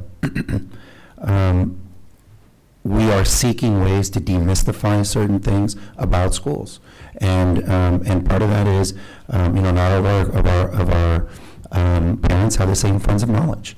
And that's a very important thing to keep in mind. Many of our parents have, I would say all of our parents have incredible trust in our schools. And then there are those that cannot or don't have necessarily the background to be able to ask the questions that are important to ask, that are more intuitive to some parents, that are perhaps even obvious. And so, the programming, the supports, the pieces around language access and so on have been hugely important. It's part of the reason that we've put such an emphasis, and you saw just an expression last night around the emphasis around language access at Monroe. And that's just one example of how to exchange information so that there is an openness and that parents are inviting, because that really sets the tone. But from there, I can start to rattle off the specific activities, very similar to what Ms. Carey indicated, opportunities for parents to come in and experience science nights or math nights, and then understand how those shifts are taking place so that they can better just in a more tangible way, move into a space where they're really understanding what's happening with their kids. But admittedly, we can always seek to improve and be able to provide more actionable information in the appropriate, not moving away from the educationalese, right? Moving away and just plain speak. Right. Here's what we're trying to do for your child, and certainly if I were engaging with parents now, I use a very different register and a very different approach depending on my audience. But it's important that we find those practical ways of inviting parents in. But I don't think that we can understate just how important it is to set the right cultural tones for how parents come in or feel welcome at our schools. And in that sense, I'm very proud of the work that we've done. But admittedly, we can always improve, and we're open to suggestions around how we can do that more formally. Thank you. And I just want to call attention to Ms. Binkley, actually, because I went on, when I went on the campus of Harding, I felt excited, like there was something going on here. And I remember when you got the new readers, and you were just all excited. That was like a few years ago. And I was just new on the board. But there was just like, everybody was just excited. Oh, yeah, they're all in this room. And, and people were just, there was just an excitement around what was going on. And clearly, there's growth that we can see. So I think it's important to have that generated excitement and that passion that's around, and have these workshop opportunities for parents to get excited and know, what can I do? I know, like, when my son was younger, it's like, if I got that dense material and said, oh my God, he's a 2-3 and a whatever, and now what do I do?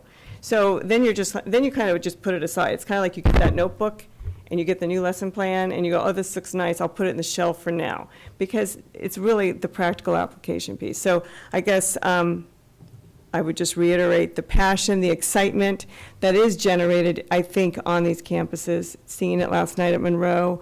And it's exciting to be able to see that. And so we do see some growth. We just need to keep on keeping on and providing those opportunities for parents to understand what they can be doing, for students to know what they can be doing, and for everybody, like Ms. Sims-Moten said, to get excited. So there you go. All right, I think it's time to move on. But thank you. And I think we're just going to move on to our next report. But before we do that, Mr. Rouse, if you would leave that slide deck up, because I have comments to make about all of this. I enjoy listening to the board interact with our two instructional leaders. I want to make some big picture comments.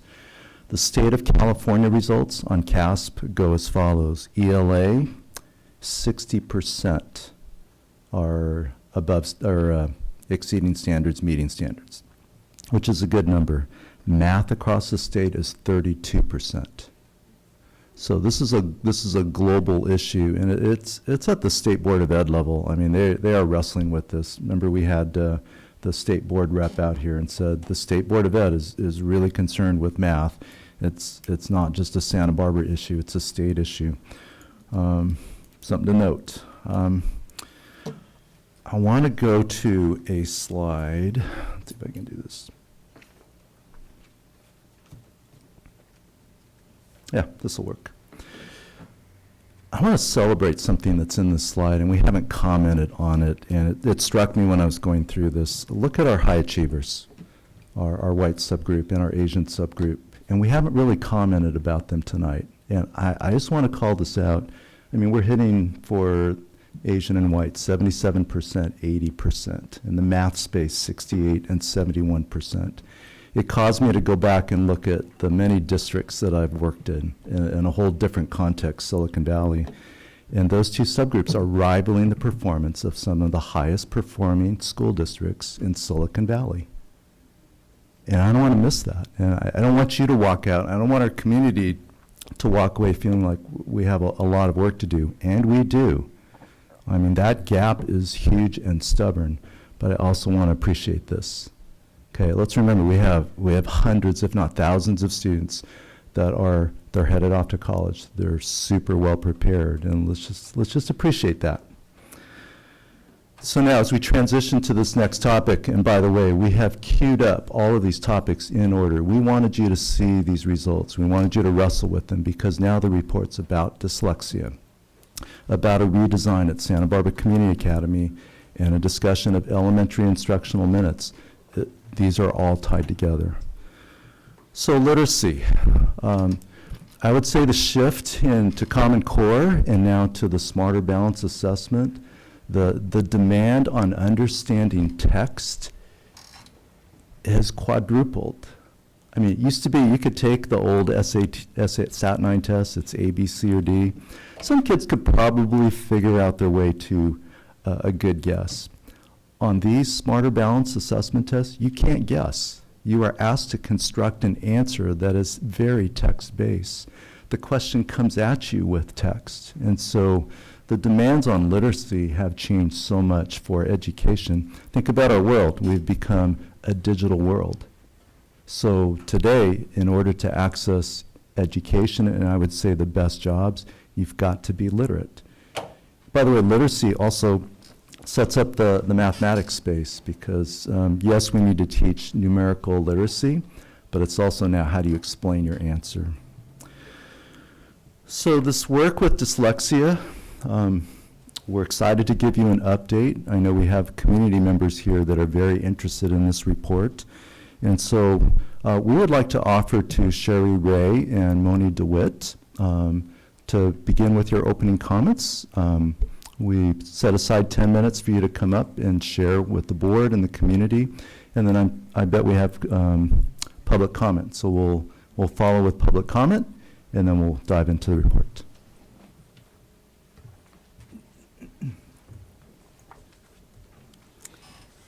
Thank you. Good evening, Mr. Matsuoka and board members. My name is Sherry Ray. I am an author of this new book about dyslexia called Dyslexia Land, and an advocate who networks with dyslexia experts across the country. For years, I served as a dyslexia consultant for this school district. I'm also the mother of a dyslexic son who attended Santa Barbara schools. He finally learned to read when he was in 7th grade through private, intensive outside services, 5 days a week, 4 hours a day for months, at enormous expense. Thank you for putting dyslexia on the agenda. I wrote an editorial for The Independent that set our presentation in motion tonight. It is called Another Side of Paradise, on being the parent of a child with dyslexia in Santa Barbara. I described what is known as a dyslexia desert, a community like ours that lacks the kind of services available in more dyslexia-friendly schools and communities. 30 years ago, Superintendent Blas Garza commissioned a dyslexia task force in this district that cautioned that failure to provide appropriate interventions or expertise about dyslexia would, quote, contribute to the growing number of dysfunctional adults. Among its 11 recommendations are outreach to parents, collaboration among all educators, and training for all school administrators in state and federal laws to evaluate dyslexia policies and procedures. We can only imagine how respected Santa Barbara School District would have become had it implemented those recommendations and continued to build on them. And more importantly, how many students' lives would have been improved. The recent passage of California's dyslexia law, co-sponsored by our then Assembly member Doss Williams, and its guidelines added much-needed resources for educators.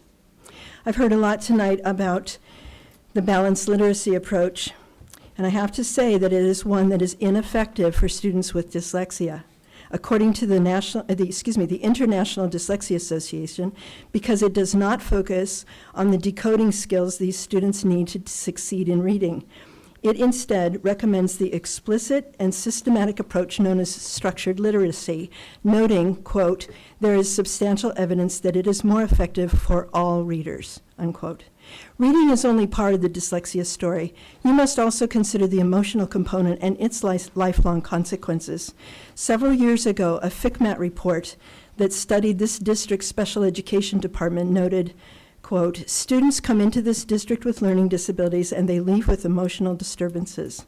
Unfortunately, that hasn't changed. I know a dyslexic elementary school student who says, every school year feels like 3.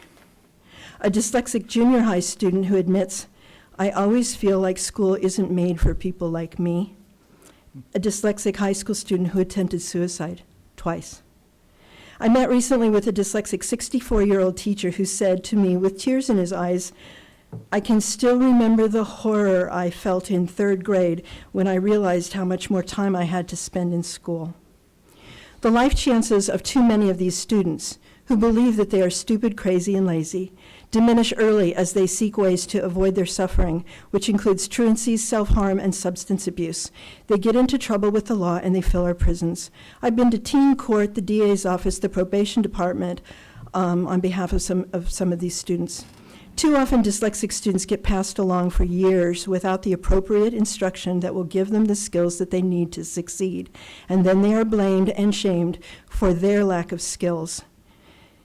If you're wealthy in Santa Barbara, you hire tutors, you send the kids to Lindenwood Bell, you keep it quiet, pay for whatever you need. But even those wealthy students suffer emotionally. But don't get me started on the plight of students whose parents cannot afford a lawyer or find an advocate, who don't speak English, or simply just don't have enough money to pay the $200 or more a week, year after year, for a properly trained tutor, because these kids don't get the help they need in or out of school. Teaching dyslexic students how to read, write, and spell and succeed in school is no mystery.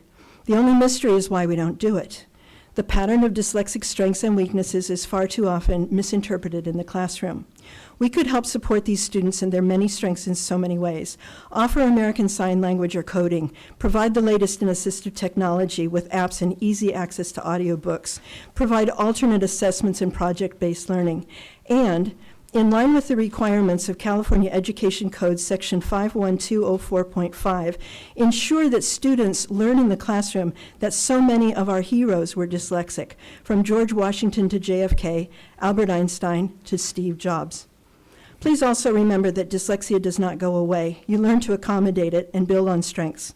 I know of several dyslexic employees in this district who have anxiety about the consequences of disclosure. The new HR director, Dr. John Becchio, knows a lot about dyslexia since we worked closely together on this issue for years. It is my hope that he will develop policies and procedures to address dyslexia for employees so that they will feel properly supported and no longer live in fear for their jobs. Dyslexia has been an issue in this district for 30 years. An outspoken advocate fought for dyslexic children here for 20 years, and I've been at it for 10. It is way beyond time to develop a comprehensive approach to addressing dyslexia, its strengths and weaknesses. But this time, please, do the right thing. Hire an outside and independent consulting team with proven dyslexia experts to develop a blueprint for best practices for the 21st century. We can't keep putting a Band-Aid on an emergency situation. And if you teach dyslexics to read, write, and read, reason, and communicate, you're going to increase your scores by 20%. Thank you very much.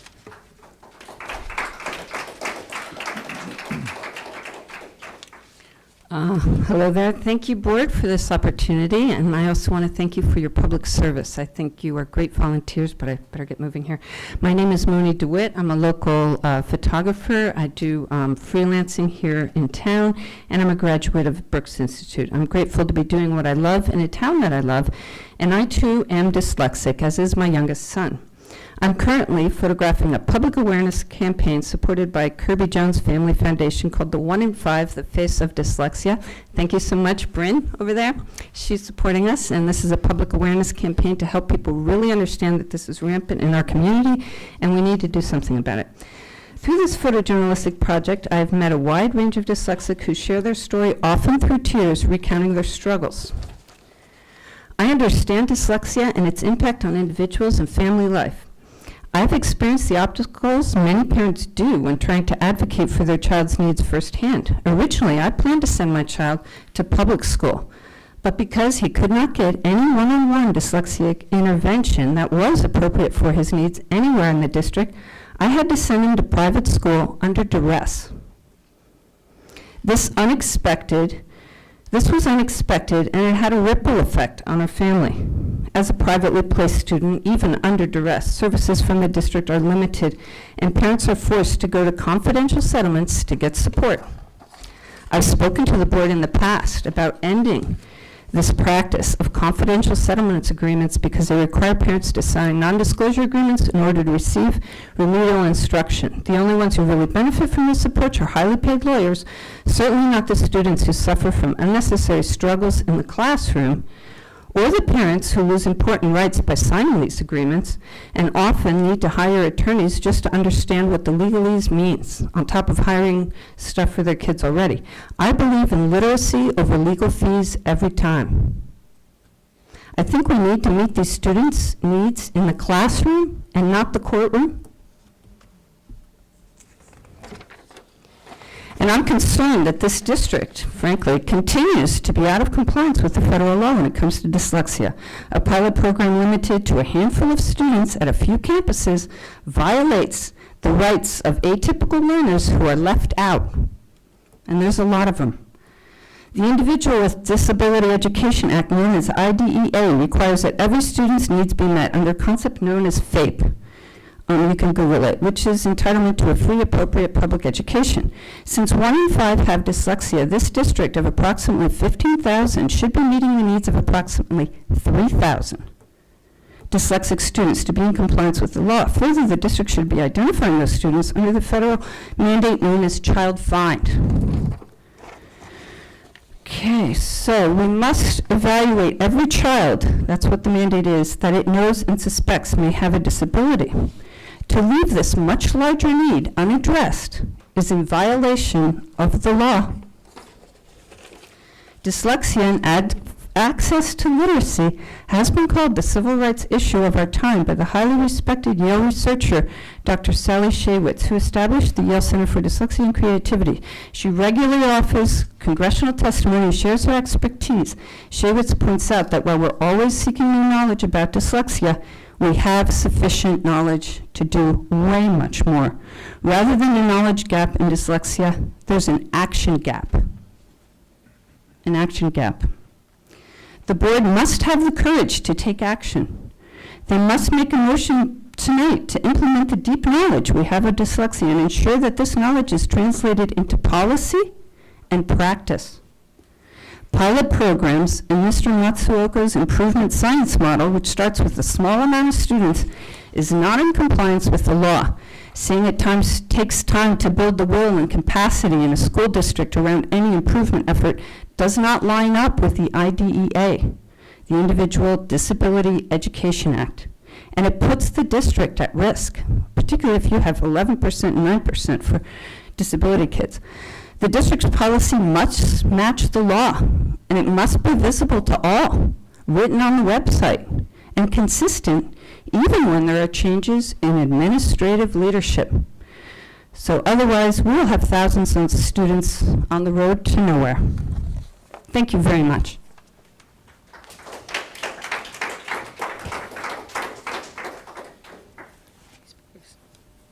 So we have 3 speakers on item F2. Start with Pat Johnson, to be followed by John McKinney, to be followed by Lena Melendez. Can we add one more speaker to that topic? Sure.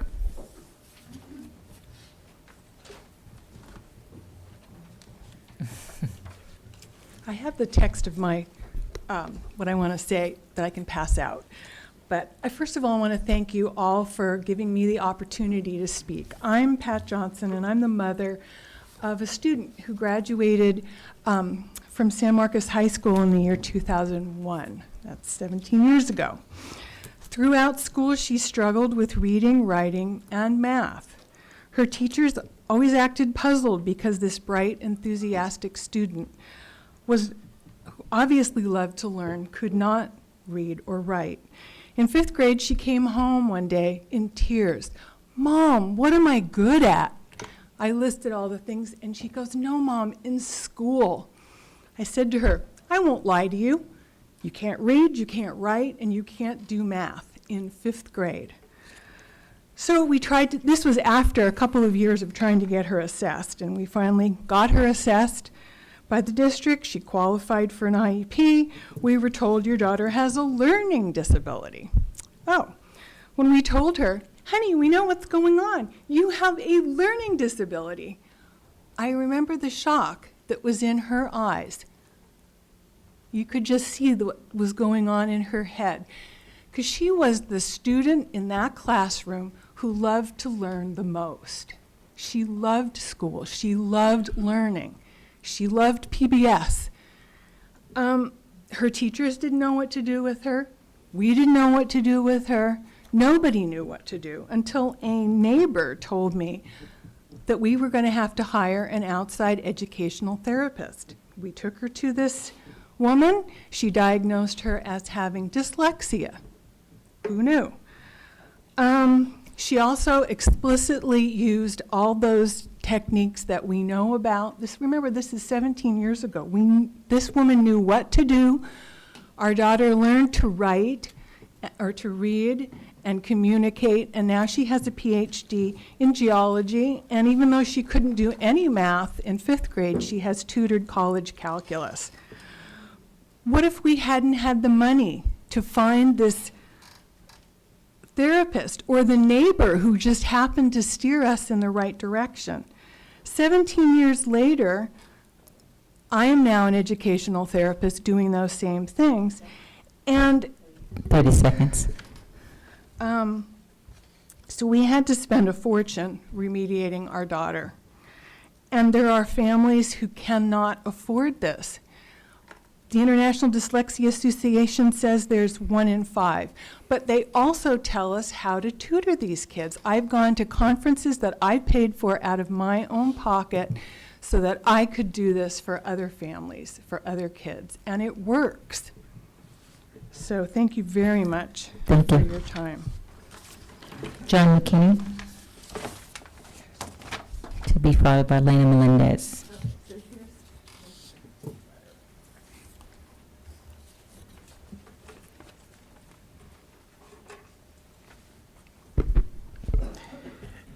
I'm John McKinney, author, publisher, and the father of a dyslexic son. Daniel is finishing up his studies at Santa Barbara City College and getting a degree in marketing and communications. Many of you might have seen a lot of him lately. His smiling face is on a large poster on the back of city buses. He is the model student advertising City College on the back of our buses. And there he is with a smile that would light up the world. But that winning smile was not often on display as Daniel traveled through the grades at Santa Barbara School District. Like the other 1 in 5 children with dyslexia who attend schools in the district, he and we parents encountered teachers and educators who did not know and did not recognize the early signs of dyslexia, teachers with little or no training on how to teach dyslexic children, reading programs, one after another, that don't work for students with dyslexia, and special ed staff, school psychologists, and administrators who were baffled by dyslexia, acting as though dyslexia was a rare condition, reluctant to use the D word, insisting on confusing parents by calling it specific learning disability. Say what? Finally, in the 7th grade, when our son was reading at a 2nd grade level, he got remediation, months of intensive and expensive instruction at Lindenwood Bell to bring him up to grade level in math and reading. But Daniel was fortunate moving forward. With a few accommodations and the support of key administrators, most particularly Principal John Vecchio at Santa Barbara High, and tenacious and nonstop advocacy by his parents, most particularly his mother. And with a lot of hard work and determination, he survived the secondary education system, a system not designed for students with dyslexia. Against all odds, he graduated with honors from Santa Barbara High School and was a top player on the Dons baseball team. Many of my son's dyslexic classmates were not so fortunate. Their dyslexia was never identified, remediated, and accommodated. The result was failure in school, increased failure now out of school, and increased difficulty now as young adults as they try to launch their lives. For the problem to be solved, it will take more than a consultant and more than pilot programs. I look forward to the day when I see a group photo of hundreds of smiling dyslexic students from district schools on the side of a bus, perhaps with the caption, "Every child, every chance, every day." For the 1 in 5 children with dyslexia, thank you. Thank you.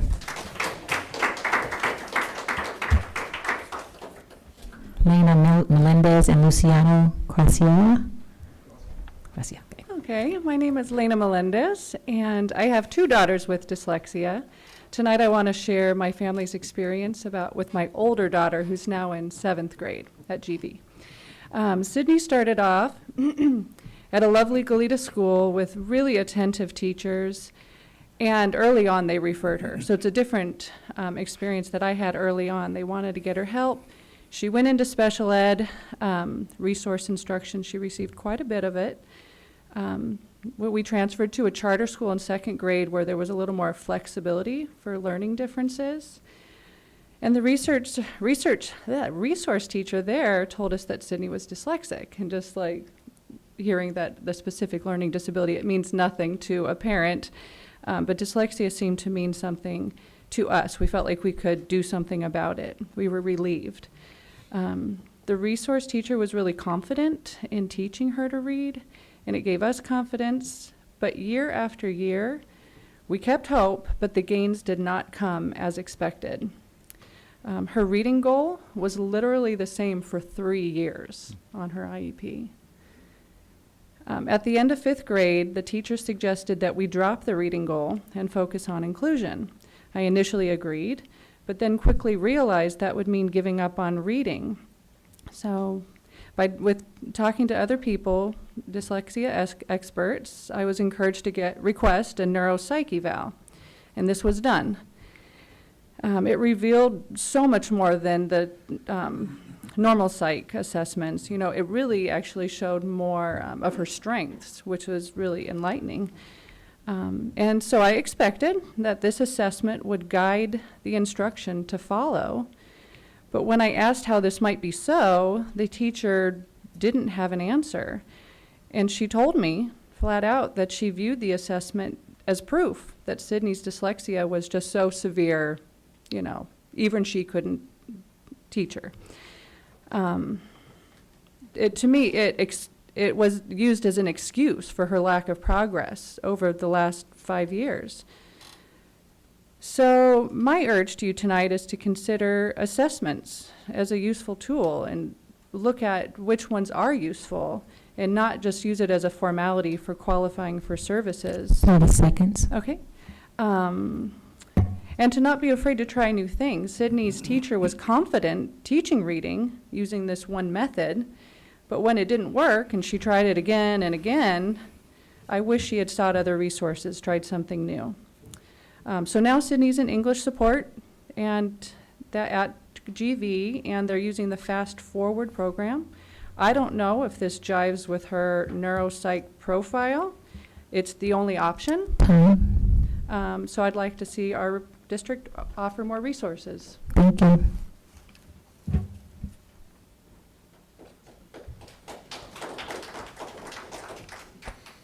Good evening, everyone.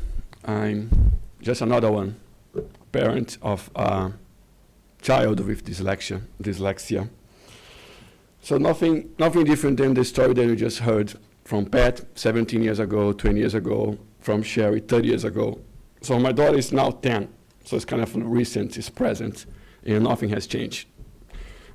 We find out about dyslexia because we start digging into the same announcement the school gave to other kids that, you know, your daughter has a learning disability. Dyslexia is not talked about at school. They even avoid saying that word, and that hurts as parents. My daughter is having a very hard time to go to school. It's unbelievable. So am I emotional? Support the school is close to none. Just to get an IP meeting took us like maybe 2 years. You know, going there and the IP meeting not prepared, psychologist not present, principal lost, the designated teacher for special education completely lost, doesn't even know what we are talking about. So there is nothing happening there. I'm so sorry to say that. The statement that we all have above our heads is not out there, guys. So we need your help to do something. Don't wait, do now, because there are so many kids out there that are being left behind. And that's just not school behind, because that creates way more you know, way more to the whole family, in terms the whole community, in terms of financial stress, psychological and damage to my daughter that might be forever, and also that there is no support. As parents, we are lost too. If I didn't encounter those girls out there, I don't know what would happen to me, to my wife, or to my kids. 30 seconds. So please, take that very seriously. I see like so much excitement and celebration and worries about the kids that, you know, are doing well. Those are good. They can figure out the things by themselves. But let's focus on the people who needs our help. We are failing them as leaders, as a community, as a district. They need our help, and if you don't do anything, they will gonna be in trouble in the future. Thank you. Thank you.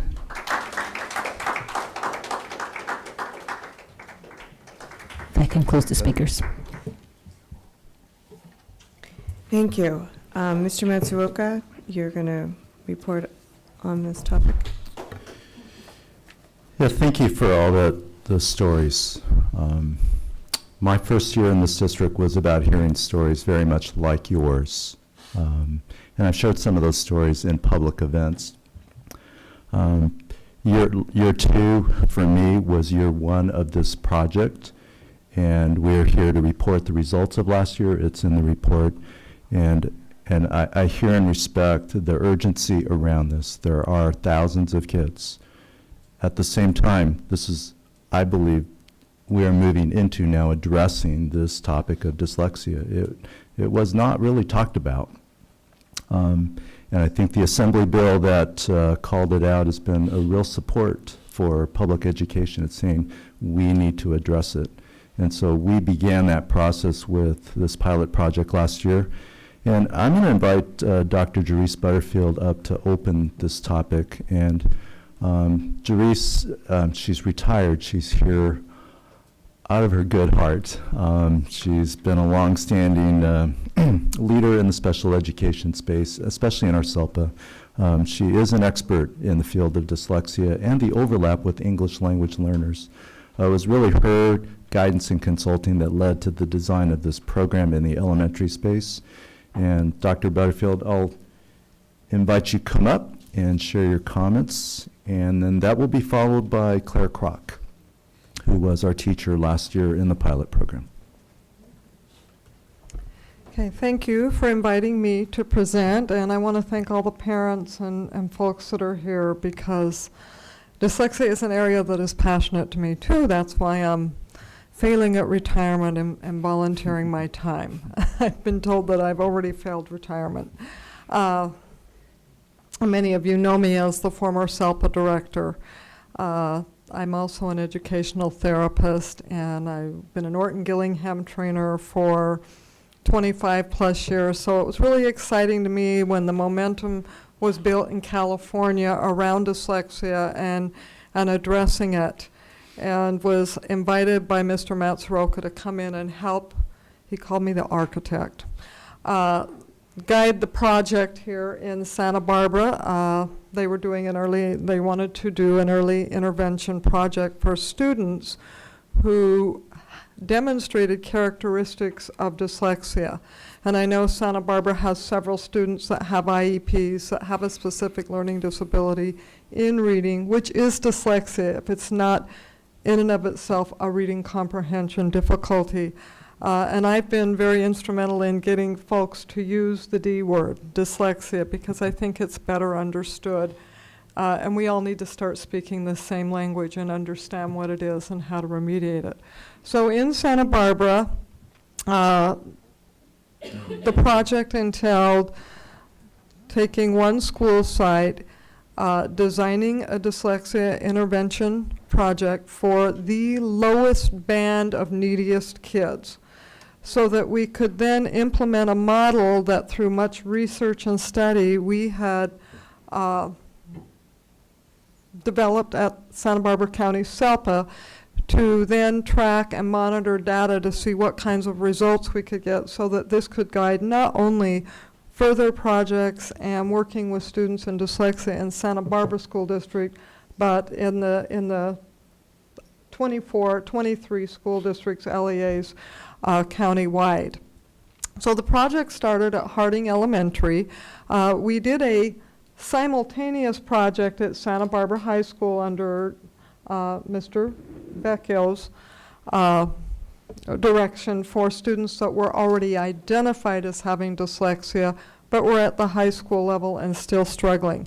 But at the elementary, and it had similar components, and they both were based on a research-based model.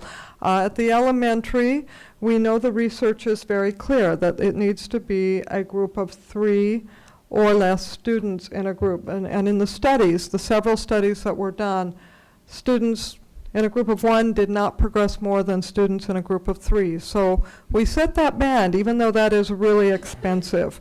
Many of our special education programs throughout the state, because I go to meetings with SELPA directors all over the state, or did, in special education, it's common to not even have those kinds of ratios. So it was based on that research, ratio of 3 students to 1 interventionist.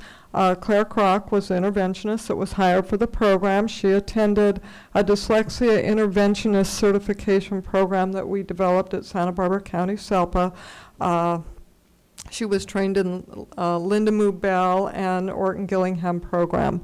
And then which interestingly, programs are important and they're helpful, but the research says the program is the least important element. It's the experience and knowledge of the teacher. A good interventionist can remediate dyslexia if they understand what it is and what's needed to remediate it, but programs make it much more feasible for us. So we made sure that we had evidence-based, research-based programs. We did, guided Ms. Kroc to do very intensive informal assessment. This was not formal assessment like what you would get when you're seeking an IEP and special ed, but informal assessment so that we could see which students were the bottom performing readers in the 1st and 2nd grades and manifested characteristics of dyslexia. And I am all about early intervention, although I know we've got kids that are identified with dyslexia. We need to target them as well, and the district is starting that process. But early intervention is where it starts because the research shows that it takes 4 times as long to remediate after the 4th grade. So it's really important, and unfortunately in special education, it's a wait to fail model. Under IDEA, it's a wait to fail model. To get far enough behind that you manifest a discrepancy, you're usually in the 3rd or 4th grade. So to really start an early, and that's where the heart of the manual that was released by the California Department of Education focused was on early intervention. This isn't just a special education issue. This is a general education issue. We need to target these kids and give them the intensive targeted intervention that they need starting early on, 1st grade, even kindergarten, 2nd grade. So that was the age group that this intervention targeted. And then we did periodic assessment to see what kinds of growth the students were making. All of the students, and I know there's been presentations to the board, made exceptional growth, and I think Ms. Kroc will speak more in detail about that. The interesting thing for me was at the end of that year, most of a vast majority of the students went back into general ed. They had received enough remediation that they could be successful in their classroom. And I believe it was only 2 students went on needing that intensive intervention long-term and a referral to special education. So that's kind of my rundown on the project. We saw some similar results, even not as drastic because we're at the high school level now. These kids are going to progress much more slowly because the research tells us there's a ripe time for remediating dyslexia, and it is when those kids are little, when they're in the kindergarten, 1st, 2nd grade. But we did do a small pilot at Santa Barbara High School, and we made some great gains there. And we're now expanding that to 2, or the district is expanding that to 2 secondary schools. And I will be providing some coaching in that model. And I think the district's long-term vision is to, make sure that all kids with dyslexia are being targeted. So that's what I have to share, and I want to tell you, I love this. It's volunteer for me right now, but I'm really excited about it, and I want to thank Sherry Ray for coming and meeting with me and getting me excited about it and getting me involved. So thank you. I'm going to invite Claire Kroc to come up and share the results of the work from year 1. And she was the person who implemented the model, co-constructed with Dr. Butterfield. And Claire won't have time tonight, but she has her own personal story that is very much like what was shared tonight. I sure do. Well, thank you. It's nice to see all of you here tonight. I'm really excited to share with you all of the exciting growth that we saw last year at Harding with our pilot project. Thank you. So as Dr. Butterfield mentioned, she talked about the elementary model, that we had 1 teacher with 3 students. We had thorough training and research-based methods, and I was provided instructional coaching by Dr. Butterfield. So we're going to start by looking at some of our results, and this slide looks at a phonics assessment that we used with our students to measure growth. And all of the slides you're going to see tonight are looking at pre-testing and post-testing. So this was an assessment where students were looking at their ability to decode words. It started with simple words like map and tap, and it goes all the way down to words like navigate and motivate. And so when we started the program in September of last year, you can see here, a lot of our students had a lot of difficulties decoding words. And after the intervention of the Orton-Gillingham-based programs, they were able to decode and starting to break the code of reading. They were working on their word attack skills. So you can see the average words they gained on the phonics assessment. Another aspect of reading we addressed is word recognition, the ability to recognize sight words. When students are reading, they need to be able to identify and read quickly the word the or of without having to stop. And so we looked at the pre-test. Students could read, all students averaged together about 50 words, 50 sight words when we started. And after the intervention, they were able to, on average, read about 300 sight words. So they're adding another tool to their toolbox of being able to read fluently, as well as being able to decode. They were able to now also recognize more of their sight words. Which brings us to fluency, which is where we're trying to get our students to, is be able to read accurately and fluently. And so when you take a look at this assessment, this was an oral reading fluency assessment. And on average, when we started, the students could read about 15 words a minute. And that's an average of 1st through 3rd grade students. When we ended, they could read approximately 50 words a minute. So they had gained almost 35 words a minute in the year of intervention. When you look also at their percentiles, when we began, students, all of the students, we were at the 14th percentile. They could read as fast as 14% of their peer group. When we finished the assessment and finished the remediation, they were reading at the 25th percentile in comparison to all of their other grade level peers, an average of an 11% percentile gain. Santa Barbara School District uses the STAR as a district-wide assessment. This wasn't an assessment we pulled out specifically for this program. This was information that was already collected by the district, but we did choose just to take a look at it. And what we found is that on average, the students in the literacy program gained a year or more of achievement on the STAR assessment. And this that is a big achievement. The STAR assesses, it makes students put together their fluency, their phonics, their sight words, and be able to read for understanding, answer questions, comprehend the text, and that these students were gaining a year of achievement on that test is a testament to the program. It's very likely without this model of instruction, these students would have had very little gains on the STAR test.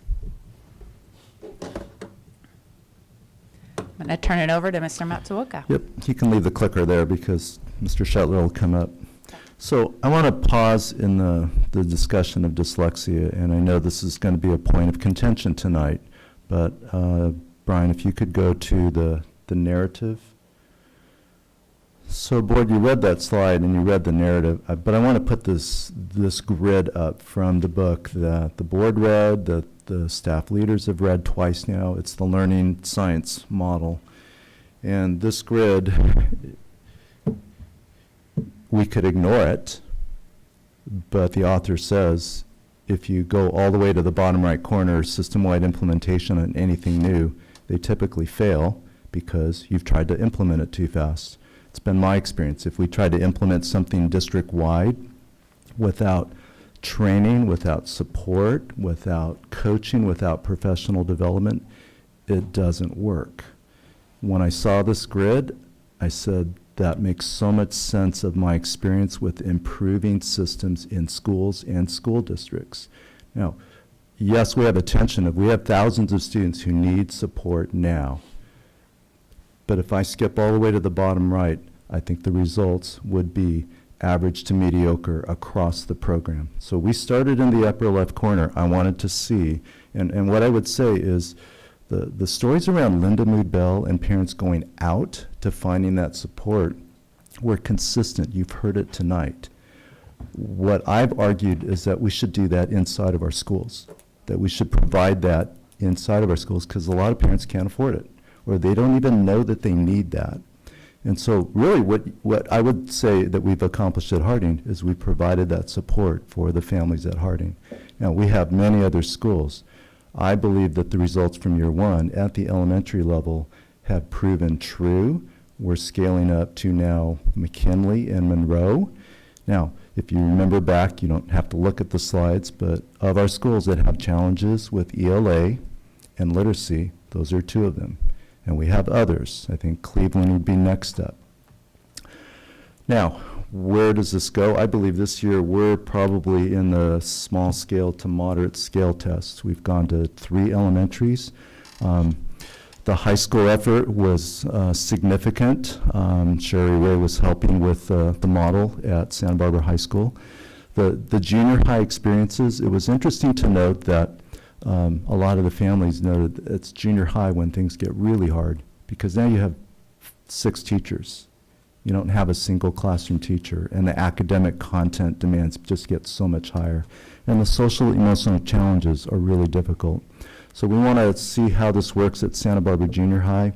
In the narrative, it talks about a 5-to-1 ratio. That's what Dr. Butterfield is recommending that we test. She believes that you can work with more kids because they're more mature. I wish we could work with 10 or 12 because it would be more cost effective. But she's been very clear. If you go too big, then the model doesn't work. So this grid, by the way, has been shared over and over with our leaders. It doesn't matter what you're trying to change in the system. You've got to learn small, but you've got to prototype and iterate quickly in order to serve all kids. So if we can go back to the slide deck, and I'm going to invite Doctor. You're going to get a doctorate someday, John? No. Mr. Shetler, there's been an interesting side benefit and overlap. We recognize that our special ed teachers need that training with supporting students with dyslexia, characteristics of dyslexia. And so we very quickly said, let's train our special ed teachers with the same exact training. So I'm going to have John comment about the work that's going on in the special ed space and how it will begin to address the needs of more kids. Yeah, so I just first want to say that I very much appreciate that this is not an issue that special education is spearheading or trying to tackle on our own because we can't. And many of the students who need this help have not yet entered special education, and it's my hope that they won't need to. So we have begun training many of our special education teachers with a real focus on the elementary level in the same assessment techniques and practices as the literacy specialists have gone through. It is a 5-day training, 3 of which they get before they enter the classroom and 2 days while they're on the job, in addition to some coaching while they're working with students to make sure that they're actually implementing the training the way it was designed before getting a certificate. It matters for us that we're talking about dyslexia and special education because it really was not too long ago, maybe 2 years ago, that it was a bad word. We didn't use it. We talked about specific learning disabilities. Parents didn't understand what that meant. And in my role, I have the pleasure of working with a lot of families that are really struggling to navigate a special education system that is not parent-friendly. And so just being able to openly talk about dyslexia is freeing for us. In the last year, I've had psychologists contact me, teachers contact me, and ask how they can use the word in a report or when talking to a parent. And so we're experiencing that change in, I think, a very meaningful way, and just being open about the fact that these kids that we've known all along have been struggling with dyslexia, and we can call it by what it is. We can also respond intentionally when we know that there's students who are struggling with dyslexia. So the training focuses on which interventions are effective for students with dyslexia, and our teachers are more and more equipped to give kids the right help. It's going to take several years to build the kind of capacity that we want to build, but I feel like we're on the right track, and I'm excited to be a part of this work.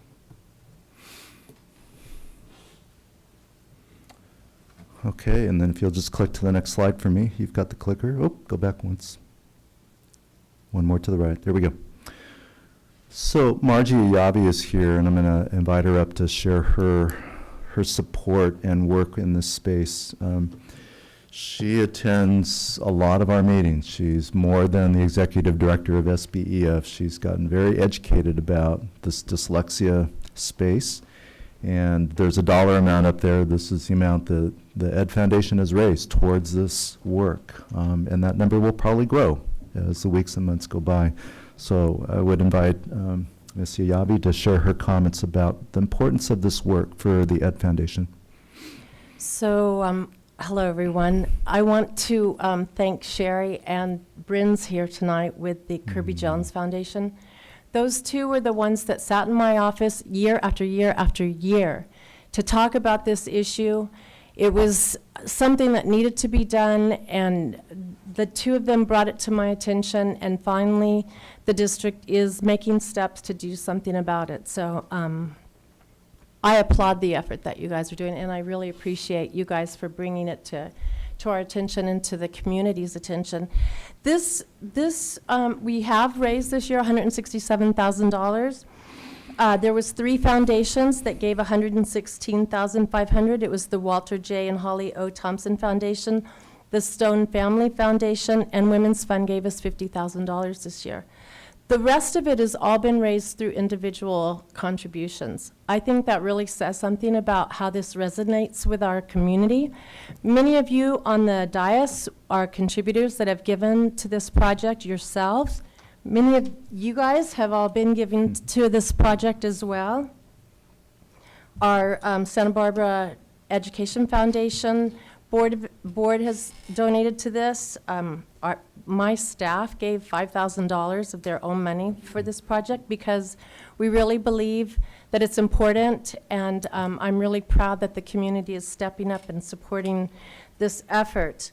We even have Facebook friends. We posted your video that you had on Facebook and put a donate button, and we had various amounts of Facebook friends donated $660, ranging from $20 to $100, which I thought that was really a nice gesture too. One individual, Sandy Schofield, gave $15,000 in honor of her dad. And I just want to reiterate the story that she's telling. Her dad was born in 1907 in South Carolina, and he couldn't read. He couldn't read and he couldn't spell. And a neighbor or somebody came to his aid, helped him. He ended up graduating with honors from MIT. He went on to be instrumental in engineering the design of the Corsair fighter aircraft. And what she says is, I think about the young children who might not ever have the help that my father got and end up never reaching the potential either for themselves or what they might have been able to contribute to society. So she's so moved that she's gave $15,000 of her own money to support this effort. I think it really says a lot about our community that's standing behind this, and I really appreciate everybody that's here on this behalf, and let's all work together, and let's do this. Good. Any questions? I'm sure the board will have comments and questions for all of us. I'm going to invite Dr. Butterfield up just to make some closing comments, and then we'll let the board comment and ask questions. And Brian, if you'll click one more.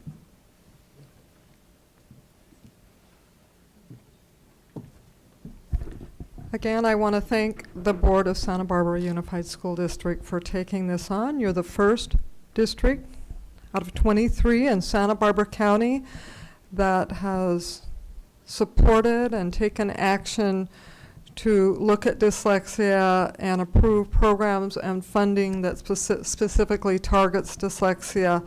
I know it's a lot of work, and I understand all of the parents, what you talked about tonight and how important it is. We do need to expand this work, and we do need to look at the students that currently have IEPs as well, and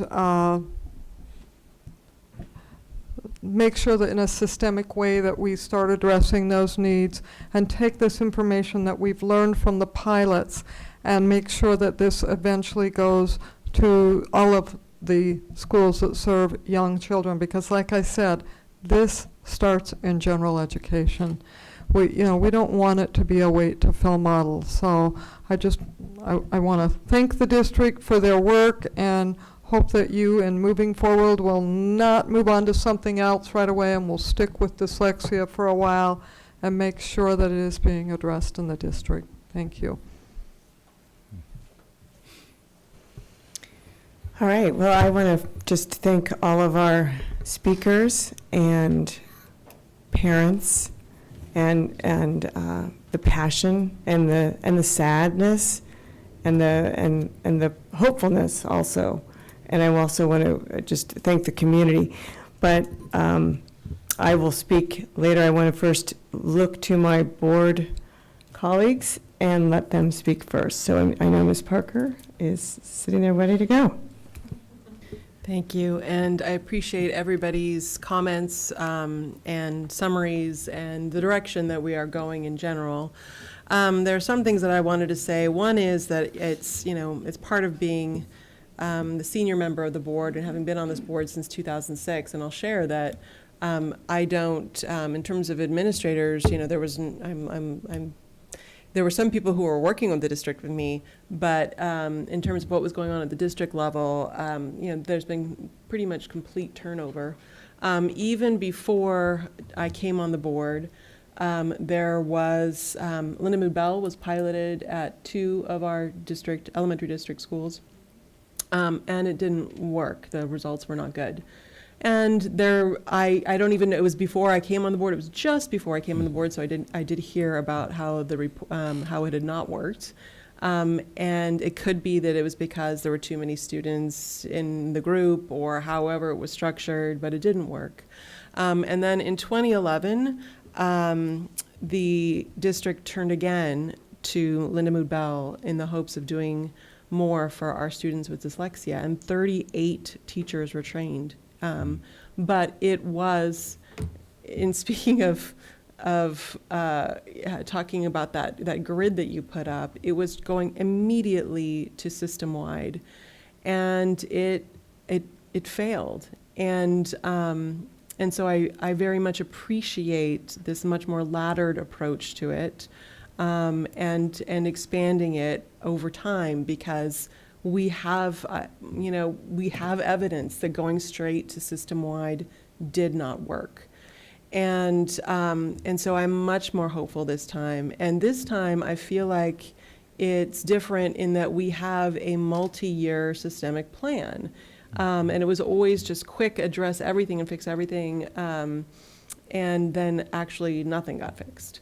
And so I am hopeful, and I'm very appreciative of the way this program is expanding quickly out of a first-year pilot program, and moving to address the issues with more students. I want to be sure that our students that are identified as special ed with dyslexia, that they are getting this service now.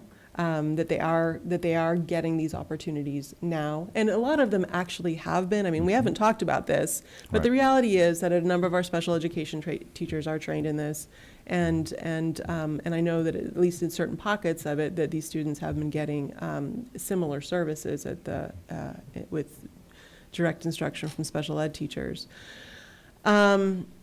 But I also really appreciate Dr. Butterfield's point, and what everybody knows, that this needs to be done well before a student, the best intervention is well before a student gets identified through a gap and discrepancy in reading achievement. And so to get to that level is what we're really talking about. And I mean, we absolutely must continue to remediate for our older students, but the key here is to really roll this out across with our younger students. And that, I think, is the positive way to go. And one question I have, though, is that I can tell parents here and community members here that probably nothing drives the board more crazy than seeing that specific learning disability, because it comes before us quite often. And we're all like, what exactly are you talking about here? For whatever issue that comes up, it's very frustrating because we know it just adds a veil of there's something wrong, but we're not going to tell you what it is.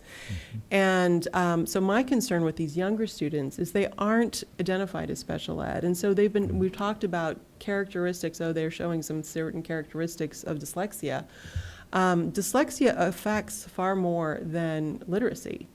And so my concern is that in being so careful around, well, we don't want to say your kid has dyslexia because they are just showing characteristic signs of it. Maybe we can remediate them and they'll never move into special ed. Parents need to know and understand that this is a global issue, and that there are other areas that their student may be, or their child may be affected, that they may be able to read at grade level, but that there are other ways that they may be affected, that the parents, there are opportunities there that parents should be taking. And so I want to be careful as we move forward that we educate parents whose kids we're pulling into these programs, and so that they know and that we're transparent and that they can be part of it too. And so that's a concern that I have.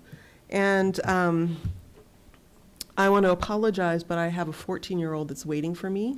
And I'm going to have to leave now before I hear everybody else's comments. And I know that there are going to be a lot of comments here, so I want to give you the space for that.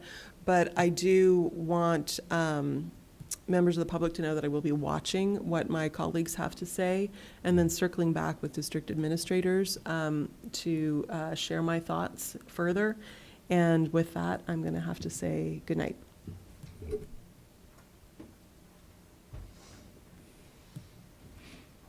All right. Safe travels. Any other board comments, questions? Yes, I'll go. Just to pick up on that last point, because that was something that, again, I really appreciate the parents who are here. And, it's so clear how hard this is, and I just sympathize. And but the one sort of tangible thing that came out for me was the way in which you all found, this information was conveyed. And I'm just, the fact that we have Mr. Settler here and Dr. Wagnick, is that something that can be changed? That this sort of broad, learning disability initial assessment can be. I mean, it just seems like one very tangible comment, and one that my colleague, Ms. Parker, picked up on as well, but if that could be something that we could explore improving. Yeah, absolutely. We could do a better job of being clear with families. What we don't have control over are the categories that students qualify under for special education. And so the category for a dyslexic student is still going to be specific learning disability. That's one piece of information. As Dr. Butterfield shared, when we have a student with a specific learning disability in the area of reading, and we exclude reading comprehension, we're talking about dyslexia. And our folks can have that conversation and are having that conversation more and more at IEPT meetings. So we don't diagnose it, but we know what it is when we see it, and we can get better at being open about that. I appreciate that. Thank you. Yeah, I think that's it for now. Thanks. So, actually, I want to acknowledge again the speakers and the parents and the community and the work that has gone into support efforts in dealing with dyslexia. I think what I have gleaned from this conversation and in conversations with many of the community members as well as Mr. Matsuoka and the reports that we've been provided is that this process that we've started, this pilot program, has actually uncovered a great process that actually needs to be replicated and grown. I respect the idea of this, how we might grow that and what that looks like, that we can't jump from 0 to 100. But I also feel that I would want to know, I have questions on perhaps a more pointed approach as to what happens after this year. So I know that you are in the process of looking at evidence-based information with regards to the pilot program, but I guess I'm seeking, wanting to know how can this be rolled out in a more systemic way and systematic way once we get this, perhaps this next pilot completed. And would that, I guess there's a couple questions that come with that. Is there a plan for all the special ed teachers to be trained in this? I know we have 17, but is there a plan for that? So I'm kind of looking at systems thinking right now. Is there a plan for gen ed teachers potentially to be trained? Because honestly, that's where they first come into the classroom, in the gen ed experience. And so I guess maybe you're not at that place yet, but I want to know that if this, and it seems to be successful, it seems like the rollout is going well and there is a certain plan of attack, what are next steps? What is the plan for the district in terms of, you know, what is the district's expectation for students with dyslexia to be served? What is the hope there?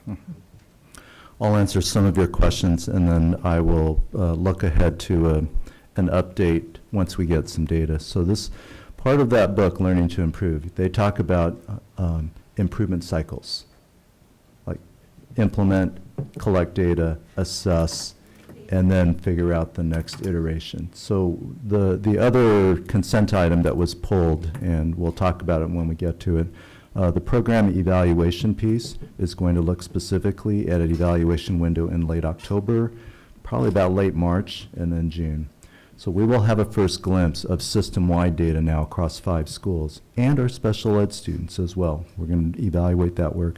But specifically the 5 teachers who are doing this, by October we'll have a pretty good sense of, is the scaling working? So it's easy to test with one teacher because we can focus all of our supervision evaluation. I am convinced that the elementary model is the right model. The question is, can we scale that in the hands of other teachers? All right, can we supervise them? Can we coach them? And then, so I think we'll look at the results. I think we need to make some program and budget decisions probably in the February window. So we'll have an idea of what's working by that time. So I will commit to the board to give you an update about what is version, it would be 3.0 in the 1920 year. I think my sense is the focus on the K-3 space is the priority. I mean, it's just very clear. If you remediate that early, it eliminates, just future issues. The challenge is we have students who are in our secondary schools who have, have experienced, 6 to 7 years of, lack of support. So we need to attend to that. But if you're looking at the whole improving the system, if we can get the pipeline better, where our K-3 literacy results are resolved, at least for this population, we're just going to be better off.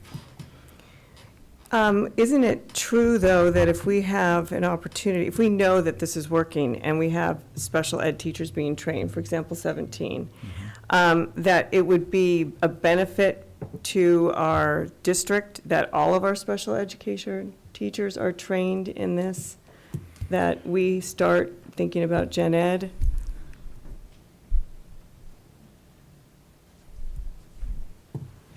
So I think we need to remember when we talk about all of our special education teachers, they serve a much wider population of students than the ones we're discussing today. Within that, our teachers with mild, moderate credentials are the ones who are working with our students who have dyslexia. And we're getting to the point where we're going to have more teachers in our elementary schools with this training than not when it comes to special education. In secondary, the system is not set up so that all those teachers are teaching reading intervention, but the ones who are the ones who are going to need that training. And I do think that we can get there, but I just want to say we know that this worked under the conditions that we had it operating last year at Harding. We're now testing whether or not we're going to get similar results at the junior high and high school level with different populations of kids. So I do think we need to let the data guide our next steps, and we're all interested to see how things are going in October. So are there additional resources that are provided to the special ed teachers around this currently, or what are those resources? When they go through the training, they're provided with the instructional materials that will allow them to go in and implement what they've been practicing. So that's what we purchase for them along with the training. But again, I want to just caution that we need to make sure that this is effective for our students. Some of the other points that came up around our older learners is there are other issues that we also need to attend to. How do we make sure that they understand their disability, that they understand which accommodations are going to give them access to rigorous coursework, whether it's audiobooks, how do they advocate for themselves, how do they understand that they are intelligent even though they may struggle with reading, and the whole social emotional piece I think becomes just as, if not more important for some of our older learners. Not to say that we can ignore the fact that they need help in reading, but it's one of many issues by the time you're talking about teenagers.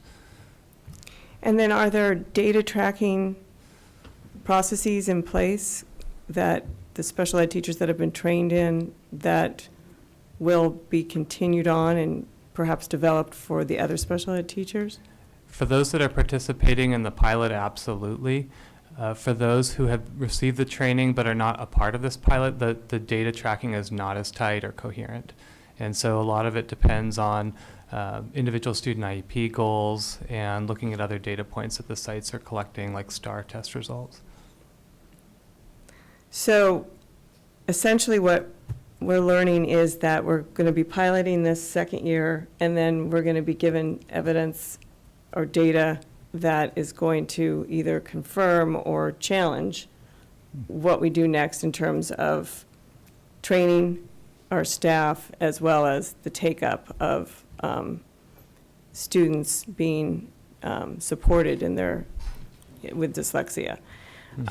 So I would just hope that at that point, or if not sooner, if we see the results, that we can see sort of what's the next step in terms of a systemic plan to ensure that, I know we can't go from, again, 0 to 100, but I'm hopeful to think that that we'll be able to be more comprehensive in our approach to be able to, affect change in terms of students being able to read and write and be literate with dyslexia. I'm going to comment about this project. Last year when we ran into, it wasn't hurdles, but just some learnings at Harding. Said, okay, that's not exactly working. So we did some pivots.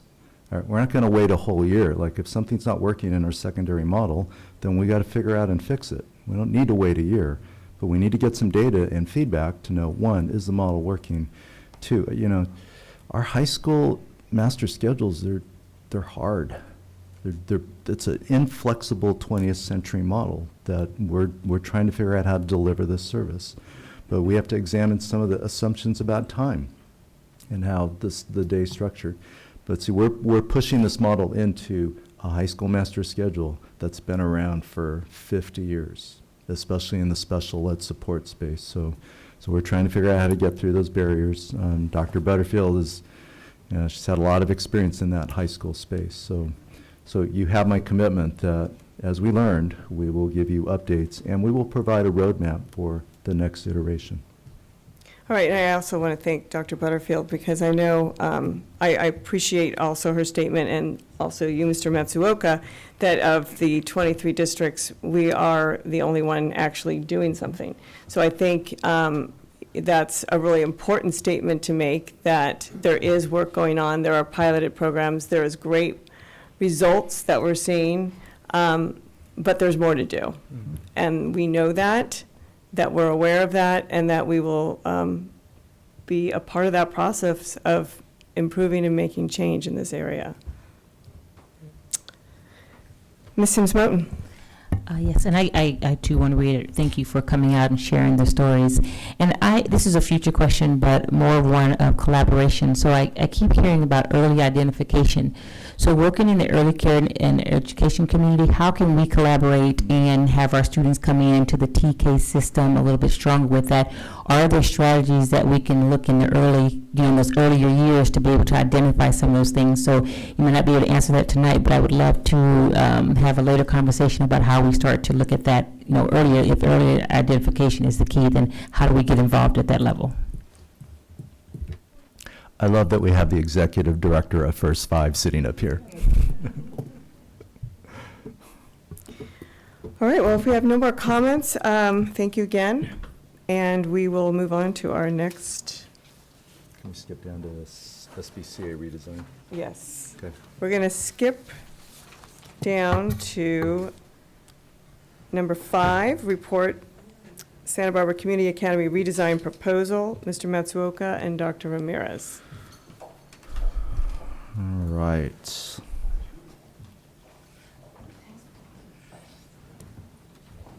And the clicker is back up here. Do we have I want to begin by acknowledging the Santa Barbara Community Academy staff who is here. And this is what we do on Tuesday nights. We have board meetings. We hope that they end, at a reasonable hour, but thank you for coming out and for staying. And I hope you learn from these other 2 topics because it's really part of your work. I saw a heads nod on both topics around CASP, but also dyslexia. So this topic, I'm going to be the main presenter here, and I'm going to invite Ms. Scharfeld up. She's going to add some commentary about the work that she has been doing with her staff. All right, so here, context, what is this about? Well, the narrative talks about when OAS was closed, the board asked very specifically, what are we going to do to continue the models that were part of that school inside of our district? If you remember, the first attempt was to try to build a model inside of Monroe. And we started the conversations there. I ran into a few headwinds, so to speak, because they felt like, well, we're good. What do you mean you're going to drop this program on us? They were open to it, especially around the social emotional learning component. But it was when the charter petition came to us, and I walked away from that evening thinking, Santa Barbara has been a champion of alternative education models. And so I did some thinking and writing, and that energy turned towards Santa Barbara Community Academy because we have a school that needs some redesign work. And you're looking at the enrollment patterns. You saw this slide without the current year. Well, now with the current enrollment at 210, It is reaching a point of something needs to change for this school to survive. I mean, it was 300 for the long haul. It is now 2/3 of that number. There is no kindergarten cohort this year. We talked about that at a board meeting in the spring. In the first grade, there's only one section. And so here's a breakdown of grade by grade. You can see it. And the K3 average is small. Contract average is 25-1 in K3, and the contract average in 4 through 6 is 32? Oh. 32? It's Or 33? It's 30 with the max of 33. 30 with the max of 33. Okay.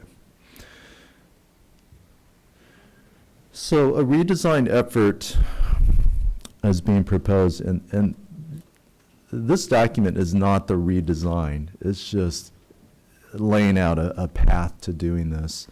But the three themes that have emerged, at least in our conversations at the cabinet level, but also it resonated a lot with the staff. You guys were on a parallel track of talking about what's important for the future, and balanced literacy, social emotional learning, and some work around integrating the curriculum around science. And I think STEAM is it's a great organizing theme. We've got to figure out how we work in science instruction. Left as a separate piece, it gets left out of the day. And then melding in the art. And then engineering in a very elementary appropriate way. You know, you talk about student engagement. If they're making stuff and learning by doing, I think that's going to engage kids. Some of the other parts that I believe need to be part of this redesign effort is to take a look at how we use time. And if we get to that last report tonight, if we're, have the energy, the elementary master schedules in our elementary schools, Dr. Ramirez pointed it out, the demands that have been placed on our elementary teachers since Common Core, Next Gen Science Standards, and all of this work, but the school day hasn't changed. And so we're really just running into a crunch of time. I believe we need to look at a more creative use of time. I think that actually needs to be looked at K-12. I mean, our high schools they're factory models of the past, but let's just focus on this elementary space. So who's been involved in this process? It's been a lot of the three people at the top with Anna Scharfeld at the school site. Dr. Marianne DeMedio-Caston is very interested in this topic. And she and I are going to meet next week. I mean, we talked several times last year about, she just has so much passion and energy about elementary education. Terry Allison, if you know her, she is the founder of Storyteller, which is a preschool that addresses the needs of young children who have dealt with very difficult life experiences. I mean, she's an expert at implementing social emotional learning in the context of a preschool. I think she has a lot to offer us in the social emotional learning space. And when I mentioned this to Dr. Carmel Saad, who's our implicit bias instructor and researcher, she was really interested in what we were doing. She doesn't know how she'll participate, but she's a researcher and she's a psychologist. She cares a lot about how kids develop. We've invited the entire SBCA staff to be part of this redesign effort, and thank you for being here tonight. And we're going to invite a couple of STEAM educators from our district. They are secondary teachers, Amir and Emily Shire, who have a passion K-12 about STEAM, and we think they can be helpful.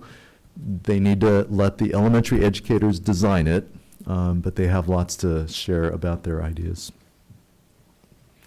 All right, so this now comes to the fast prototyping entrepreneurial mindset that I'm such a fan of. We need to develop a prototype on paper by October 1st. That's in about a month. And the reason for the urgency is the model really needs to be finalized by November 1st because the open enrollment window begins December 1st. The explanation, the communication of this, what is this new model, has got to be understood by a parent out in the community. And so we've got to prototype this quickly. I hope we can bring a prototype to you, school board, around October 9th, but I'm just going to say we might be able to. It just depends on where the design team's at, okay? And that thing's going to be a first or second draft of multiple iterations, all right? We want the board to be informed, but ultimately it's going to be the design team that's going to come up with this model. I'm going to invite Anna Scharfield to come up and just share what she's been working on with the staff. I gave her, I don't know, about 2 hours to think about what she's going to say. But she always has a lot to say. She's just an instructional designer. And so she's going to share what she's been working on with the staff at the school. Yeah, so I had a lot of notice for this, but, and when I'm not prepared, I tend to say a lot of jokes, so I'm just going to start, or I just say things that I'm saying right now, but I'll get to it right now. So, first of all, I would like to thank you all for supporting SBCA in this redesign. And I just want you to know that I have worked at 8 different schools. And this staff is probably the most dedicated as a whole that I have ever worked with. And there's not a single grade level or a single teacher that I wouldn't put my niece in. And I have never said that about any school. So is it perfect? No. Nothing's perfect, but I think they care about their students, they love their students, they want to learn, and they really want the best opportunities for their students. So, but we have a lot of work to do in order to meet that new mission of that we are going to prepare students for a world that is yet to be created. And so, but I think with this staff and with this ability to create something new, we can find that answer of how to do this.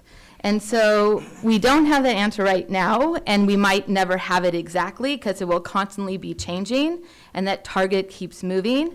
But we are currently right now developing this mindset of improvement and understanding that it is about responding to students that is the key. And it's not about what we like, it's not about what we want, but it's about what the students and our families really need. And that is what's going to ground us in this redesign. So we are starting this journey. We started it at the end of last year. It's definitely challenging because we are working day by day, yet thinking about this future possible redesign. So what we did is we started with a causal analysis at the end of the last year to really kind of figure out what the root causes are. Why aren't people coming to SBCA? And there's a lot, and there's a lot of systemic reasons why they might not be coming, but we really can't change those. So our job as teachers and as the administrator there is really thinking about what we can do to, what are the root causes that we can control, and what are the right drivers that we can focus on to improve the academics at SBCA. So we can really only control the learning and the experiences that are happening. So we're really, this year, I've been working on these major shifts in instruction, and I feel like I'm hoping that the teachers here don't break, because they are shifting their instruction like I've never seen before. And it's a long road, and we are on that at the beginning, but I think as we start to we took a deep dive into our CASP scores. We're looking at what can we do for that day in, day out. It's really about students thinking, and how are we meeting those needs and not just a number. So we really feel like there needs to be this strong base for literacy and mathematical reasoning. Those math scores just eat at my heart because that was my major. And so this is something that I really, really believe in. And I saw it at the high school when I was working there, that the 9th graders, or at Santa Barbara High School, I'm just used to saying it as the high school because I went there, and it is the high school in Santa Barbara. So I will correct myself, but I think, watching those ninth graders, it's in the math classes where the behavior issues and the problems occurred. So I think we need to have a very strong math instruction, and so we're starting to create that shift there. Our test scores might not show that next year, but I know over time, if we continue this path, we will get there. And so I think the other thing is that, so we really want to develop this place of curiosity. There has to be this balance of students building knowledge and through reading and experiences while they are cultivating the curiosity to drive inquiry. And so we know that Velcro, when you have a lot of Velcro, a lot of things stick. And so we have to create those opportunities so students have that Velcro so more things can stick.